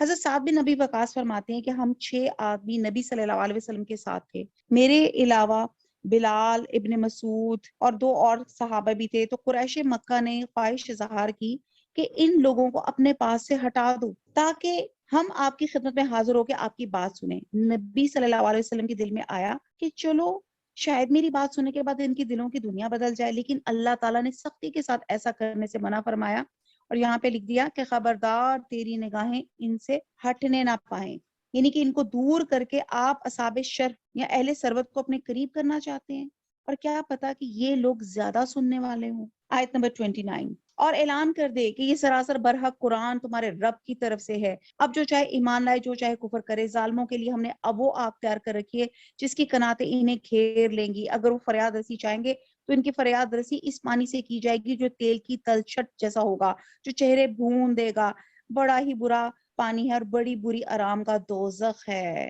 اب یہاں پہ اللہ سبحانہ تعالیٰ دوزخ کو پکچرائز کر رہے ہیں۔ دوزخ کو ایسی یہ کہتے ہیں کہ اس کو 1000 سال تک اس کی آگ کو تپایا تو وہ برک ریڈ ہو گئی، پھر 1000 سال اس کو تپایا گیا تو وہ سفید ہو گئی، پھر 1000 سال اس کو تپایا گیا تو وہ کالی سیاہ ہو گئی۔ اور آپ دیکھیں کہ اس میں ہیٹ کی انٹینسٹی کیسی ہے کہ یہ آپ جیسے میں تو آج کل کے رمضان میں جو آپ کی تیل کی کڑاہی میں آپ دیکھ لیں کہ آپ کیا 1 سیکنڈ کے لیے اگر آپ اپنی انگلی ڈالیں تو آپ دیکھیں کہ کس طرح ایک دم بھن جاتی ہے۔ تو یہاں پہ آپ سوچیں کہ اللہ تعالیٰ اس طرح اس کو کریں تاکہ ہمیں گناہوں سے نفرت آئے کہ اس برائی کی وجہ سے جہنم میں جانا ہے تو ہم اس برائی کو برا جانیں۔ اور یہاں پہ اللہ تعالیٰ بتا رہے ہیں کہ تیل کی تلچھٹ جیسا ہوگا جو چہرے بھون دے گا، بڑا ہی برا پانی ہے اور بہت ہی بری آرام گاہ ہے۔ پھر اللہ تعالیٰ کا بڑا خوبصورت ہے، یہاں پہ ہم دعا مانگتے ہیں اللہم اجرنا من النار، اللہم اجرنا من النار، اللہم اجرنا من النار۔ آیت نمبر 30، یہاں پہ اللہ سبحانہ تعالیٰ کی بڑی پیاری حکمت ہوتی ہے، جیسے دوزخ کا بیان کرتے ہیں ساتھ ہی جنت کو بھی پکچرائز کر دیتے ہیں۔ یقیناً جو لوگ ایمان لائیں گے اور نیک عمل کریں گے، اور ہم کسی نیک عمل کرنے والے کا ثواب ضائع نہیں کرتے، ان کے لیے ہمیشگی والی جنتیں، ان کے نیچے سے نہریں جاری ہوں گی، وہاں یہ سونے کے کنگن پہنائے جائیں گے اور سبز رنگ کے نرم و باریک اور موٹے ریشم کے لباس پہنیں گے، وہاں تختوں کے اوپر تکیے لگائے ہوئے ہوں گے، کیا خوب بدلہ ہے، اس قدر عمدہ آرام گاہ ہے۔ اب یہاں پہ اللہ سبحانہ تعالیٰ بتا رہے ہیں کہ جو جنت ہے اس کا نقشہ کھینچ رہے ہیں کہ وہاں پہ ریکلائنرز ہوں گے، کمفرٹ لیول، جو انتہائی کمفرٹ لیول جو ہم چاہتے ہیں نا کہ ہمارے گھر ایسا ہو، میرا بیڈ روم ایسا ہو، اتنا وینٹیلیٹڈ ہو، اتنا ایئر کنڈیشنڈ ہو، اور اس میں سردی گرمی بہترین، وہاں پہ جس کو کہتے ہیں نا آرام ہی آرام ہو، تو اللہ سبحانہ تعالیٰ کہہ رہے ہیں کہ وہاں پہ آرام ہی آرام ہوگا، وہاں پہ بہترین آپ کے جو کپڑے ہوں گے، بہترین آپ کے زیور ہوں گے، تختوں کے اوپر تکیے لگائے ہوں گے، جیسے آپ نے جیسے ریلیکس ہو کے بیٹھے ہوئے ہیں آپ، جو چیز کہتے ہیں کہ جنت میں وہ کچھ ہے جو آپ کی سوچ سے بھی زیادہ ہے۔ بچے اکثر پوچھتے ہیں اچھا ماما اس میں چاکلیٹ ملے گی؟ چاکلیٹ کیا، ہر چیز جو آپ چاہیں گے وہ انشاءاللہ تعالیٰ ملے گی۔ آیت نمبر 32، اور انہیں اب نیکسٹ ایک یہاں پہ سورہ کہف کا واقعہ آتا ہے، اور انہیں ان 2 شخصوں کی مثال بھی سنا دیں جن میں سے ایک کو ہم نے 2 باغ انگوروں کے دے رکھے تھے جنہیں کھجوروں کے درختوں سے ہم نے گھیر رکھا تھا، اور دونوں کے درمیان میں کھیتی لگا رکھی تھی۔ اب یہ پراپر اللہ تعالیٰ یہ ایک 2 لوگوں کا، ان کے کھیتوں کا نقشہ، ان کے باغوں کا نقشہ بیان کریں، ایک مومن ہے اور دوسرا کو کافر ہے، اور جس طرح 4 دیواری کی طرح حفاظت کی جاتی ہے، اس طرح باغوں کے چاروں طرف کھجوروں کے درخت تھے، جو باڑ تھی وہ 4 دیواری کا کام کرتی تھی، اور پراپر اریگیشن تھی، اچھی طرح سے وہاں پہ پانی بھی مل رہا تھا، دونوں باغ اپنا پھل خوب لائے، اس میں کسی طرح کی کمی نہ کی، ہم نے ان باغوں کے درمیان میں نہر جاری کر رکھی تھی، الغرض اس کے پاس میوے تھے۔ ایک دن اس نے باتوں ہی باتوں میں اپنے ساتھی سے کہا میں تجھ سے زیادہ مالدار ہوں اور جتھے کے اعتبار سے بھی زیادہ مضبوط ہوں۔ کون بتائے گا یہ کس کی ورڈنگز تھی؟ جب ہمارے دل اور دماغ میں آئے کہ میں زیادہ مالدار ہوں، میں زیادہ مضبوط ہوں، اب یہ کیا تھا، یہ شیطان نے اس کے اندر ایک عجیب سا غرور اس کے اندر ڈال دیا تھا کہ میں زیادہ مالدار ہوں، اور یہ اپنے باغ میں گیا اور تھا اپنی جان پہ ظلم کرنے والا، اور کہنے لگا کہ میں خیال نہیں کر سکتا کہ کسی وقت بھی برباد ہو جائے. مطلب اس نے کہا کہ یہ اتنی زبردست اس کو اریگیشن، اس کو اتنا پانی، اتنا سب کچھ بہترین حالت میں ہوتا ہے تو یہ کبھی برباد ہو ہی نہیں سکتا. جیسے میں نے کل بتایا تھا کہ جیسے کسی نے کہا تھا کہ جس نے ٹائٹینک بنائی تھی کہ اس کو تو اللہ بھی ڈبو نہیں سکتا. تو اس کے اندر اتنا غرور آ گیا، اتنی ڈہٹائی آ گئی، اتنا قیامت سے انکار آ گیا، اللہ کی گرفت سے انکار آ گیا کہ اس نے سوچا کہ یہ اس کو کوئی برباد ہی نہیں کر سکتا. اور نہ میں قیامت کو قائم ہونے والی خیال کرتا ہوں. اگر بالغرض میں اپنے رب کی طرف لوٹایا بھی گیا تو یقیناً اس لوٹنے کی جگہ کو اس سے زیادہ بہتر پاؤں گا. اب یہ وہ مائنڈ سیٹ ہے جو دنیا والوں کا ہوتا ہے کہ جو دنیا میں، آج کی دنیا میں جو خوشحال طبقہ ہوتا ہے وہ سوچتا ہے کہ اللہ تعالیٰ مجھ سے خوش ہیں، ھذا من فضل ربی، تو اسی لیے مجھے نوازا ہوا ہے، دنیا میں بھی نوازا ہے تو آخرت میں بھی اللہ تعالیٰ نوازے گا. جو اس کے ساتھی نے اسے باتیں کرتے ہوئے کہا، اب یہ دوسرا کریکٹر ہے، اس کے ساتھی نے اسے باتیں کرتے ہوئے کہا کیا تو اس معبود سے کفر کرتا ہے جس نے تجھے مٹی سے پیدا کیا. اب یہ مومن بنتا تھا، اب اس نے اس کو راستے میں بھٹکتے نہیں چھوڑا، اس نے اس کو اللہ کی طرف بلایا کہ تجھے مٹی سے پیدا کیا، پھر نطفے سے تجھے پورا آدمی بنایا. اس کو اس بندے کی اوقات اور اپنی اوقات بتائی کہ تم بنے کہاں سے ہو، اس مٹی سے بنے ہو جو اللہ سبحانہ تعالیٰ نے بنایا. اور جہاں سے یہ پتا چلتا ہے کہ آخرت پر ایمان لانا کتنا ضروری ہے. لیکن میں تو عقیدہ رکھتا ہوں کہ وہی اللہ میرا پروردگار ہے، میں اپنے رب کے ساتھ کسی کو شریک نہ کروں گا. تو نے اپنے باغ میں جاتے وقت کیوں نہ کہا کہ اللہ کا چاہا ہونے والا ہے، کوئی طاقت نہیں مگر اللہ کی مدد. اگر تو مجھے مال اور اولاد میں اپنے سے کم دیکھ رہا ہے تو بہت ممکن ہے میرا رب مجھے تیرے اس باغ سے بھی بہتر دے دے اور اسی پر آسمانی عذاب بھیج دے تو یہ چٹیل اور چکنا میدان بن جائے. اب یہاں پہ ایک اور ادب سکھایا جاتا ہے کہ جب آپ، اب یہاں پہ سب سے پہلے تو اس نے بتایا کہ اپنے مومن ساتھی کو اس نے تبلیغ کی کہ اپنے خالق کے ساتھ کفر نہ کر جس نے تجھے مٹی اور قطرہ مٹی، وہ ڈسچارج سے بنایا ہے. حضرت آدم علیہ السلام بھی چونکہ مٹی سے بنائے گئے تھے، اور پھر آپ دیکھیں کہ جو باپ کی سلب سے نکل کے جو ڈسچارج رحم مادر میں جاتا ہے وہ بھی ایک پانی کا ایک بوند ہی ہوتی ہے. اور پھر انسان جو خوراک کھاتا ہے وہ سب زمین سے یعنی کہ مٹی سے حاصل کرتا ہے. تو انسان کی جو اوقات ہے وہ مٹی سے اس کی پیدائش بنی ہے، اور انسان کی جو گروتھ ہے وہ بھی مٹی ہے، اور انسان کی قرار گاہ بھی مٹی ہے. اور ناشکر انسان کو اس کی اصل یاد کر کے اس کو اللہ تعالیٰ کی یاد کی طرف توجہ دلائی کہ اپنی حقیقت اور اصل پہ غور کر اور اپنے رب کے احسانات کو دیکھ، اور اس کی اللہ تعالیٰ کی تخلیق میں کسی کو شریک نہ بنا. اللہ کی نعمتوں کا شکر ادا کرنے کا طریقہ بھی بتایا کہ باغ میں جب داخل ہو تو سرکشی اور غرور کا مظاہرہ کرنے کے بجائے ماشاءاللہ لا قوت الا باللہ کہیں، یعنی کہ جو کچھ ہوتا ہے اللہ کی مشیت سے ہوتا ہے، وہ چاہے تو اسے باقی رکھے، چاہے تو فنا کر دے. اس لیے حدیث میں آتا ہے کہ جس کو کسی کی مال، اولاد یا حال اچھا لگے تو کہ ماشاءاللہ لا قوت الا باللہ. اور یہ ہمیں بھی سبق ملتا ہے. اکثر ہم جب اپنے ہی بچوں کو یا اپنے کسی کو کوئی ایک اچھی حالت میں دیکھیں تو ایک ہمیں سبق ملتا ہے تو آپ نے کیا کہنا ہے؟ ماشاءاللہ لا قوت الا باللہ.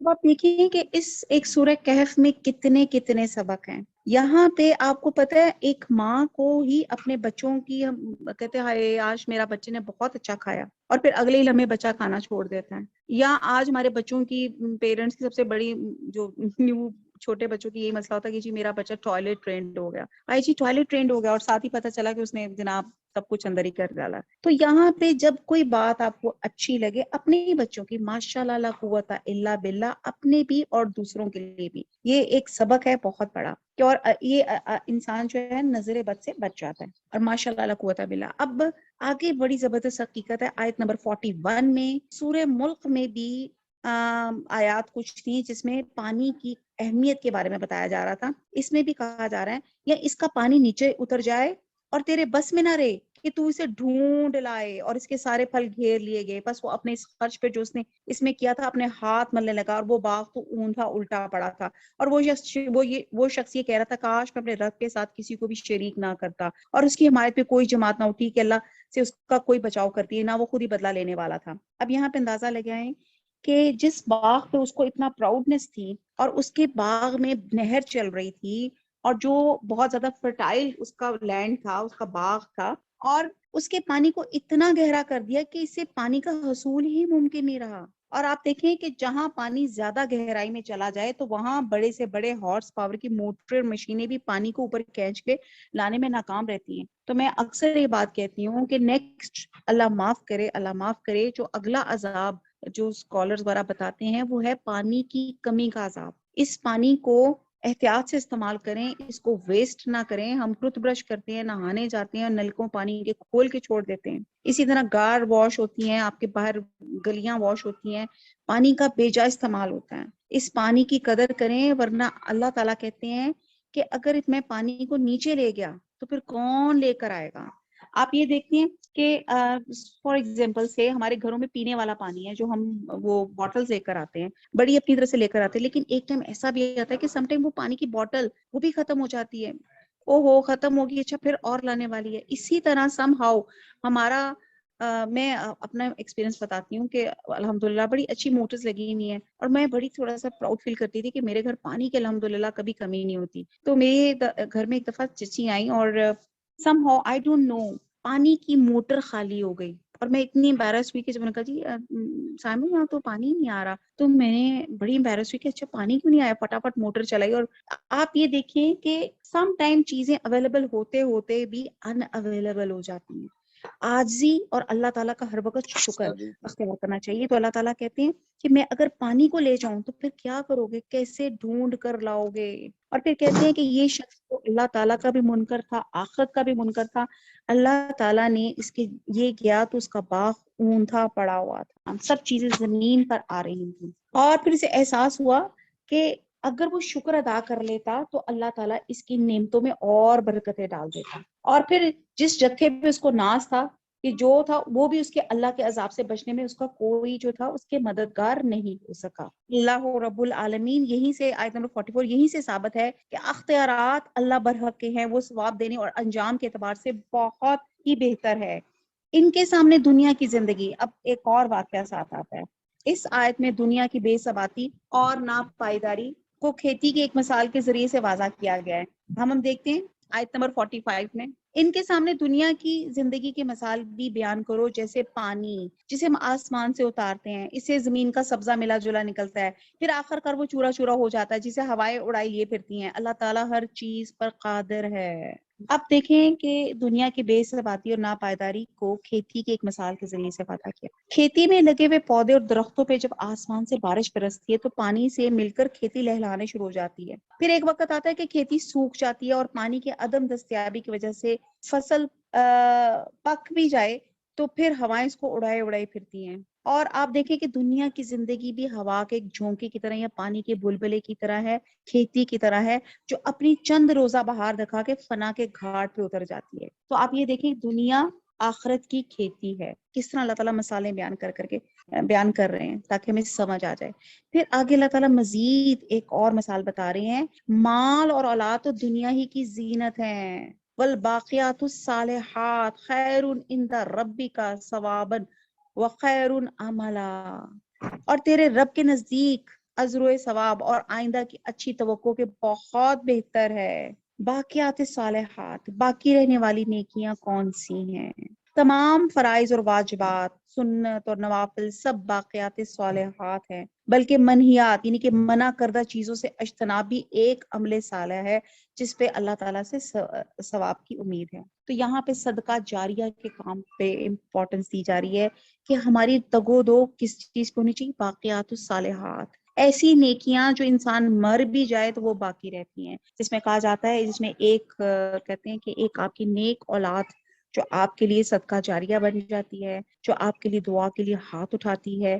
ایک آپ کا وہ علم جب آپ مر جاتے ہیں تو جو آپ دوسروں کو دے جاتے ہیں، نافع علم جو جتنے لوگوں کو آگے منتقل ہوتا جائے گا آپ کو ثواب ملے گا. یا پھر تیسرا ایسا صدقہ جاریہ، ایسا ثواب کا کام جیسے آپ نے پانی یا کوئی ایک مدرسہ یا کسی اسٹوڈنٹ کو آپ نے فیس لگا دی ہے، جتنے بھی آپ نے کوئی اچھے کام فی سبیل اللہ کر لیے تو جب تک وہ کام چلتے رہیں گے تو وہ آپ کو ثواب ملتا رہے گا. تو یہ باقیات الصالحات کی طرف اس صورت میں ایمفسائز کیا گیا ہے اور تاکید کی گئی ہے کہ ہماری دوڑ باقیات الصالحات حاصل کرنے میں ہونی چاہیے. جس دن ہم پہاڑوں کو چلائیں گے اور زمین کو تو صاف کھلی بھی دیکھے گا. اب یہ قیامت کا بیان، قیامت کی ہولناکی ہے اور تمام لوگوں کو ہم اکٹھا کریں گے، ان میں سے ایک کو بھی ہم باقی نہ چھوڑیں گے، اور سب کے سب تیرے رب کے سامنے صف بستہ حاضر کیے جائیں، یقیناً تم ہمارے پاس اسی طرح آئے جس طرح ہم نے تمہیں پہلی مرتبہ پیدا کیا تھا، لیکن تم اس خیال میں رہے کہ ہم ہرگز تمہارے لیے کوئی وعدے کا وقت مقرر نہیں کریں گے، اور نام اعمال سامنے رکھ دیے جائیں گے، پس تو دیکھے گا گنہگار اس کی تحریر سے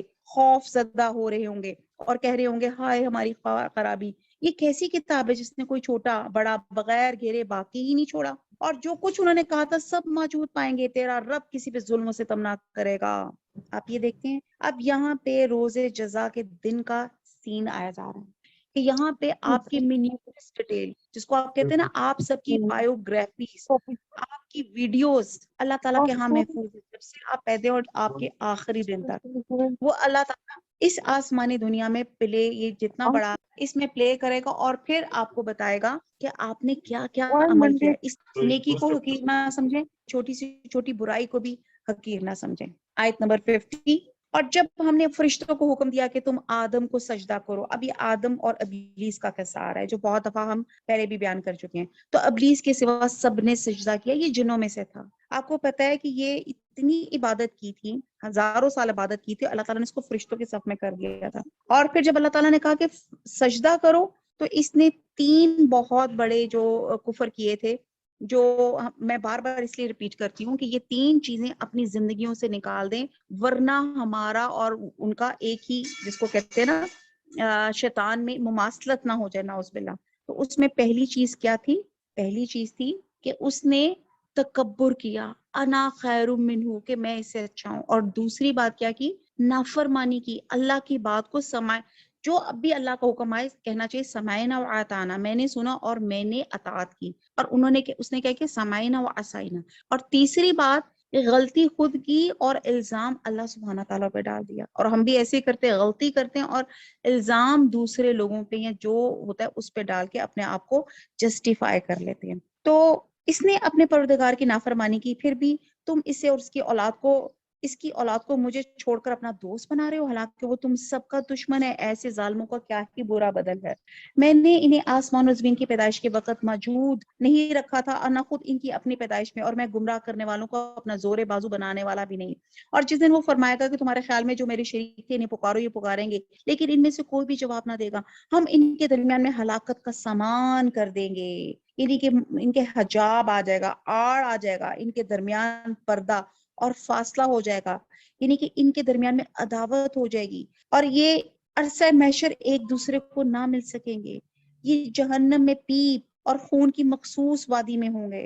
بہرحال بہت کچھ ہے، اور گنہگار جہنم کو دیکھ کے سمجھ لیں گے کہ وہ اسی میں جھونکے جانے والے ہیں، لیکن اسے بچنے کی جگہ نہ پائیں گے۔ ہم نے اس قرآن میں ہر طریقے سے تمام کی تمام مسالے لوگوں کے لیے بیان کر دی، لیکن انسان تمام چیزوں سے زیادہ جھگڑالو ہے، کیونکہ انسان سخت جھگڑالو ہے، اس لیے اس پہ یہ واضح نصیحت اثر ہی نہیں کرتی، اس کو یہ دلیلیں، یہ اللہ تعالیٰ جو اتنا کلیئرلی بیان کرتا ہے وہ بھی سمجھ نہیں آ رہی، اور وہ جھگڑالو میں ہی پڑا رہتا ہے، جھگڑوں میں ہی پڑا رہتا ہے۔ آپ دیکھیں کئی لوگ ہوتے ہیں جن کا مائنڈ سیٹ ہر وقت جھگڑا ہی ہوتا ہے۔ اللہ تعالیٰ اسی آیت کو وسیلہ بنا کے دعا کرتے ہیں، اللہ تعالیٰ ہمارے اندر جھگڑوں کو ختم کرتے ہیں۔ آپ کو پتہ ہے اللہ سبحانہ تعالیٰ کہتے ہیں کہ جنت کے وسط میں اس کو گھر دوں گا جو حق پہ ہونے کے باوجود جھگڑا چھوڑ دے۔ جی ہاں، ہم دنیا میں ہیں، جھگڑے ہو جاتے ہیں، اور سم ٹائمز کیا اکثر لگتا ہے کہ جی آئی ایم مسٹر یا مس رائٹ، میں بالکل ٹھیک ہوں دوسرا غلط ہے، لیکن یہاں اللہ تعالیٰ کیا توجہ دے رہے ہیں کہ جھگڑا ہونے کے آپ حق بھی ہو جائیں، آپ جھگڑا چھوڑ دیں، اللہ پہ چھوڑ دیں، معاف کر دیں۔ لوگوں کے پاس ہدایت آ چکنے کے بعد انہیں ایمان لانے اور اپنے رب سے استغفار کرنے سے صرف اس چیز نے روکا کہ اگلے لوگوں کا سا معاملہ انہیں بھی پیش آئے، یہ ان کے سامنے کھلم کھلا عذاب موجود ہو جائے۔ اب یہاں اللہ تعالیٰ پھر یہ بتا رہے ہیں کہ یہ کیا سوچ رہے ہیں کہ عذاب آ جائے پھر ان کو سمجھ آئے گی بات کی۔ ہم تو اپنے رسولوں کی طرف اس لیے بھیجتے ہیں کہ وہ خوشخبریاں سنا دیں اور ڈرا دیں، کافر لوگ باطل کے سہارے جھگڑتے ہیں اور چاہتے ہیں کہ اس سے حق کو لڑکھڑا دیں۔ انہوں نے آیتوں کو جس چیز سے ڈرایا اور اسے مذاق بنا ڈالا، اس سے بڑھ کے ظالم کون ہے جسے اس کے رب کی آیتوں سے نصیحت کی جائے اور پھر بھی وہ منہ موڑے رہے، اور جو کچھ اس کے ہاتھوں نے آگے بھیج رکھا ہے اسے بھول جائے۔ ہاتھوں نے بھیج رکھا ہے یعنی کہ جو کام اس نے اپنے ہاتھوں سے، کسب ہوتا ہے ہاتھ کی کمائی، جو کام اس نے اپنے ہاتھوں سے کی ہیں، جس کی اپنی انوالومنٹ ہے، اسے بھول جائے. بے شک ہم نے اس کے دلوں پہ پردے ڈال دیے اور وہ اسے نہ سمجھے. ان کے کانوں میں گرانی ہے. کوئی انہیں ہدایت کی طرف بلاتا ہے لیکن یہ کبھی بھی ہدایت نہیں پانے کے. اب یہ ان کا مائنڈ سیٹ ہوتا ہے. مائنڈ سیٹ کیسا ہوتا ہے کہ اللہ تعالیٰ نے گرانی. آپ کو پتہ ہے لوگوں کے دلوں پہ مہر کب لگ جاتی ہے؟ جب انسان ایک نافرمانی کرتا ہے اس کی پکڑ نہیں ہوتی, دوسری نافرمانی کرتا ہے کوئی سرزنش نہیں ہوتی, تیسری نافرمانی کرتا ہے اور پھر بھی کوئی وہ پکڑا نہیں جاتا, تو پھر وہ ڈھیٹ ہو جاتا ہے, گناہوں میں دلیر ہو جاتا ہے, اور پھر اللہ تعالیٰ اس کے اوپر سٹیمپ لگا دیتے ہیں. اب وہ حق کی بات نہ سن سکتا ہے نہ دیکھ سکتا ہے. پھر اللہ تعالیٰ فرما رہے ہیں کہ ان کے اوپر سٹیمپ لگ گئی ہے. آیت نمبر 58, تیرا پروردگار بہت ہی بخشش والا, وَرَبُّكَ الْغَفُورَ ذُو الرَّحْمَةِ, تیرا پروردگار بہت ہی بخشش والا مہربانی والا ہے. اگر ان کے اعمال کی سزا میں پکڑے تو بے شک انہیں جلدی عذاب کر دے, بلکہ ان کے لیے ایک وعدے کی گھڑی مقرر ہے جسے وہ سرکنے کی جگہ ہرگز نہیں پائیں گے. یہ وہ بستیاں ہیں جنہیں ہم نے ان کے مظالم کی بنا پہ غارت کر دیا. ان کی تباہی کی بھی ہم نے ایک میعاد مقرر کر رکھی تھی. اس سے مراد عاد, سمود اور حضرت شعیب علیہ السلام اور حضرت لوط علیہ السلام کی قومیں ہیں جو اہل حجاز کے قریب اور ان کے راستوں پہ تھی. انہیں بھی اگرچہ ان کے ظلم کے سبب ہلاک کیا گیا تھا لیکن ہلاکت سے پہلے انہیں پورا موقع دیا گیا تھا. اور یہ دراصل آگے اہل مکہ کو سمجھایا جا رہا ہے کہ تم ہمارے آخری پیغمبر صلی اللہ علیہ وسلم کی تکذیب کر رہے ہو. تم یہ نہ سمجھنا تمہیں جو مہلت مل رہی ہے اس کا مطلب ہے تمہیں کوئی پوچھنے والا نہیں, بلکہ یہ مہلت تو سنت اللہ ہے, اور جب ایک موقع آئے گا تو پھر یہ مہلت بھی ختم ہو جائے گی. اب وہ واقعہ شروع ہوتا ہے جبکہ حضرت موسیٰ علیہ السلام نے اپنے نوجوان سے کہا, میں تو چلتا ہی رہوں گا یہاں تک کہ 2 دریاؤں کے سنگم پہ پہنچوں, خواہ مجھے سالہ سال چلنا پڑے. پھر جب وہ دونوں دریا کے سنگم پہ پہنچے وہاں اپنی مچھلی بھول گئے جس نے دریا میں سرنگ جیسا اپنا راستہ بنا لیا. جب یہ دونوں وہاں سے آگے بڑھے تو موسیٰ نے اپنے نوجوان سے کہا, لا ہمارا ناشتہ دے, ہمیں تو اپنے اس سفر سے سخت تکلیف اٹھانی پڑی. اس نے جواب دیا کہ آپ نے دیکھا نہیں جبکہ ہم پتھر سے ٹیک لگا کر آرام کر رہے تھے وہیں میں مچھلی بھول گیا. دراصل شیطان نے مجھے بھلا دیا. میں آپ سے اس کا ذکر کروں, اس مچھلی نے ایک انوکھے طور پہ دریا میں اپنا راستہ کر دیا. موسیٰ نے کہا, یہی تھا جس کی تلاش میں ہم تھے. چنانچہ وہیں سے اپنے قدموں کے نشان ڈھونڈتے ہوئے واپس لوٹے. بس ہمارے بندوں میں سے ایک بندے کو پایا جسے ہم نے اپنے پاس کی خاص رحمت عطا فرما رکھی تھی اور اسے اپنے پاس سے خاص علم سکھا رکھا تھا. اب یہ ایک واقعہ آتا ہے حضرت موسیٰ علیہ السلام کا. حضرت یہ واقعہ کچھ یوں کہتے ہیں کہ ایک زمانے میں جب حضرت موسیٰ علیہ السلام کو اللہ سبحانہ تعالیٰ نے نبوت سے نوازا تھا, اور بعض اسکالرز کہتے ہیں کہ ابھی فرعون کے پاس آپ نہیں گئے تھے تو اللہ تعالیٰ ان کی ٹریننگ کروانا چاہتے تھے, ان کی ایک ایکسرسائز کرانا چاہتے تھے. تو اللہ ایسے کسی موقع پہ کسی نے ان سے پوچھا کہ یہ سوال, تو حضرت موسیٰ علیہ السلام کا, ہاں مجھے زیادہ پتہ ہے, ہاں یا میں اس کے بارے میں زیادہ جانتا ہوں. اور آپ کو پتہ ہے یہ جملہ کس کا تھا؟ شیطان کا تھا, میں زیادہ جانتا ہوں. حالانکہ انہوں نے بہت گڈ فیتھ میں کہا تھا, جیسے ایک فزکس کا کوسچن یا ایک میتھس کا کوسچن ایک میتھمیٹکس سے یا ایک فزکس کے ماہر سے آپ پوچھیں گے تو کہے گا ہاں یہ مجھے زیادہ پتہ ہے ظاہر ہے. ایک نان میتھمیٹک والے کو فزکس کا سوال نہیں پتا ہوگا اور ایک فزکس والے کو ایک میتھمیٹک کا سوال ویسے نہیں پتا ہوگا. تو انہوں نے بڑے گڈ فیتھ سے کہا تھا ہاں یہ میں زیادہ جانتا ہوں, جس پہ اللہ سبحانہ تعالیٰ نے کی پوری ایکسرسائز کرا دی کہ آپ ایک جگہ جائیں. آپ کہتے ہیں کہ حضرت موسیٰ کو اس سفر کی ضرورت اس لیے پیش آئی کہ انہوں نے ایک موقع پہ ایک سائل کے جواب میں کہا تھا کہ اس وقت سے بڑا کوئی عالم نہیں. اللہ تعالیٰ کوئی جملہ پسند نہیں آیا اور وہی کے ذریعے انہیں بتایا گیا کہ ہمارا ایک بندہ خضر ہے جو تجھ سے بڑا عالم ہے. حضرت موسیٰ علیہ السلام سے پوچھا, یا اللہ اس سے ملاقات کیسے ہو سکتی ہے؟ تو اللہ تعالیٰ نے فرمایا, جہاں دونوں سمندر ملتے ہیں میرا بندہ وہاں ملے گا. اور پھر مزید یہ بھی فرمایا, ایکسپلین کیا کہ مچھلی ساتھ لے جاؤ اور جہاں مچھلی تمہاری ٹوکری زمبیل سے نکل کے غائب ہو جائے تو سمجھ لینا یہی مقام ہے. اب یہاں پہ ایک وہ واقعہ بھی ذہن میں آ جاتا ہے جو میں نے پہلے آپ کو بتایا تھا کہ ایک دفعہ ایک بزرگ جا رہے تھے راستے میں تو اوپر آسمان سے آواز آئی کہ تم نے بہت نیک ہو, بہت نیکیاں کر لی, بہت نمازیں پڑھ لی, اب تمہیں نماز پڑھنے کی ضرورت نہیں ہے. جس پہ بزرگ چونک گئے اور انہوں نے کہا کہ نماز تو کسی حالت میں معاف نہیں ہے, نہ وہ سفر میں معاف ہے نہ حالت خوف میں معاف ہے. نماز تو کبھی معاف ہو ہی نہیں سکتی, مجھے نماز کیسے معاف ہو سکتی ہے؟ جس پہ پھر مزید آسمان سے آواز آئی کہ تمہیں تمہارے علم نے بچا لیا. جس پہ پھر وہ بزرگ پھر فوراً سے جھنجھوڑے گئے, جس کو کہتے ہیں نا کانپ گئے. انہوں نے کہا نہیں, یہ میرا علم نہیں, یہ اللہ تعالیٰ نے مجھے بچا لی ہے, میں اللہ تعالیٰ کے عطا کردہ علم سے بچ گیا ہوں. اور یہ کیا تھا؟ یہ شیطان کا خیال اور وسوسہ تھا جو ایک نیک بندے کو ڈی ٹریک کر رہا تھا. تو آپ یہاں پہ دیکھیں کہ حضرت موسیٰ علیہ السلام کو بھی یہ بتایا گیا کہ آپ ایک ایکسرسائز کریں اور کہیں کہ آپ نے چلنا ہے، اور بہت دور جا کے پھر کہتے ہیں کہ آپ نے اپنے شاگرد یوشع بن نون کو جو حضرت موسیٰ علیہ السلام کی وفات کے بعد ان کے جانشین بنے تھے، ان کو اپنے ساتھ لے لیا، اور اپنے ساتھ لے کر جب وہ چلے اور راستے میں جب وہ ایک دو دریاؤں کے راستے میں وہاں کنارے میں آئے تو وہاں پہ وہ تھوڑی دیر کے لیے لیٹے، آرام کیا، تو مچھلی جو تھی وہاں پہ ایک عجیب سا راستہ بنا کے وہاں پہ اس نے اپنا راستہ بنا لیا. اور یہ بھی اللہ تعالیٰ کی حکمت کہ اللہ تعالیٰ نے اس وقت حضرت یوشع بن نون کو اس وقت بھلا دیا. اور وہ پھر کافی دور آگے گئے تو پھر جب انہوں نے کہا کہ ہاں وہ مچھلی تو پیچھے انہوں نے راستہ بنا لیا تھا. یعنی کہ جب، اور آپ یہ دیکھیں کہ یہ ایک روسٹڈ مچھلی تھی جس کو موسیٰ علیہ السلام ساتھ راستے میں کھاتے بھی جا رہے تھے، اور اللہ کے حکم سے پھر وہ زندہ ہو کے اس نے ایک راستہ بھی بنا لیا. تو یہ بھی ایک معجزے کی قسم تھی. بہرحال حضرت موسیٰ علیہ السلام نے کہا یہی تھا جس کی تلاش میں ہم تھے، چنانچہ وہیں سے اپنے قدموں کے نشان ڈھونڈتے ہوئے واپس لوٹے. پس ہمارے بندوں میں سے ایک بندے کو پایا جسے ہم نے اپنے پاس کی خاص رحمت عطا فرمائی ہوئی تھی. خاص، اس بندے سے مراد حضرت خضر ہے، اور احادیث میں آتا ہے کہ خضر کے معنی سرسبز اور شاداب کے ہیں. کہتے ہیں کہ ایک مرتبہ سفید زمین پہ بیٹھے تو وہ حصہ زمین ان کی زمین سے سرسبز ہو کے لہلہانے لگا، اور اس وجہ سے ان کا نام خضر پڑ گیا. اور یہاں اللہ تعالیٰ نے بتایا جا رہا ہے کہ اللہ تعالیٰ نے ان کو خاص علم نبوت کے ساتھ ساتھ تکوینی امور کا علم بھی دیا تھا. اس سے موسیٰ نے کہا کہ میں آپ کی تابعداری کروں گا، آپ مجھے اس نیک علم کو سکھا دے جو آپ کو سکھایا گیا ہے. اس نے کہا کہ آپ میرے ساتھ ہرگز صبر نہیں کر سکتے. اب یہاں پہ پتہ چلتا ہے کہ استاد اور شاگرد کا یہاں پہ رشتے کے بارے میں بتایا گیا کہ استاد اور شاگرد کا جو رشتہ ہے انتہائی رسپیکٹ کا ہوتا ہے.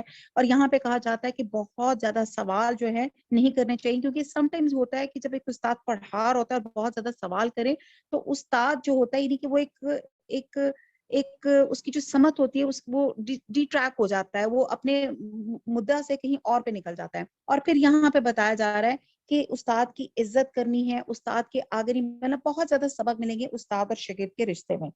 اور جس چیز کو آپ نے اپنے علم میں نہ لیا ہو اس پہ صبر کر بھی کیسے سکتے ہیں. تو یہاں پہ انہوں نے کہا کہ میرے ساتھ چلنا، لیکن آپ نے صبر کرنا ہے. اور یہاں پہ ایک یہ بھی پتہ چلتی ہے کہ صبر کرنا بہت ضروری ہے استاد اور شاگرد کے رشتے میں. موسیٰ نے جواب دیا انشاءاللہ آپ مجھے صبر کرنے والے پائیں گے اور کسی بات میں آپ کی نافرمانی نہ کروں گا. اس نے کہا اچھا آپ میرے ساتھ ہی چلنے پہ اصرار کرتے تو یاد رہے کسی چیز کی نسبت مجھ سے کچھ نہ پوچھنا جب تک کہ میں خود اس کی نسبت کوئی تذکرہ نہ کروں. پھر وہ دونوں چلے یہاں تک کہ کشتی میں سوار ہوئے. خضر نے اس کے تختے توڑ دیے. موسیٰ نے کہا کہ کیا آپ اسے توڑے ہیں کہ کشتی والوں کو ڈبو دیں؟ یہ تو آپ نے بڑی خطرناک بات کی. خضر نے جواب دیا میں نے تو پہلے ہی تجھ سے کہہ دیا تھا کہ تو میرے ساتھ ہرگز صبر نہ کر سکے گا. موسیٰ نے جواب دیا میری بھول پر مجھے نہ پکڑیے اور مجھے اپنے کام میں تنگی میں نہ ڈالیے. اب یہاں پہ ایک اور ادب سمجھ آتا ہے کہ جیسے غلطی کا احساس ہو شاگرد کو تو اس کو فوراً ایکسکیوز سوری کر لینا چاہیے. پھر وہ دونوں چلے یہاں تک کہ ایک لڑکے کو پایا. خضر نے اسے مار ڈالا. موسیٰ نے کہا کہ کیا آپ نے ایک پاک جان کو بغیر کسی جان کے عوض مار ڈالا؟ بے شک آپ نے تو بڑی ناپسندیدہ بات کی. وما علینا الا البلاغ سبحانک اللہم وبحمدک نشہد ان لا الہ الا انت نستغفرک ونتوب الیک. والسلام علیکم ورحمۃ اللہ وبرکاتہ.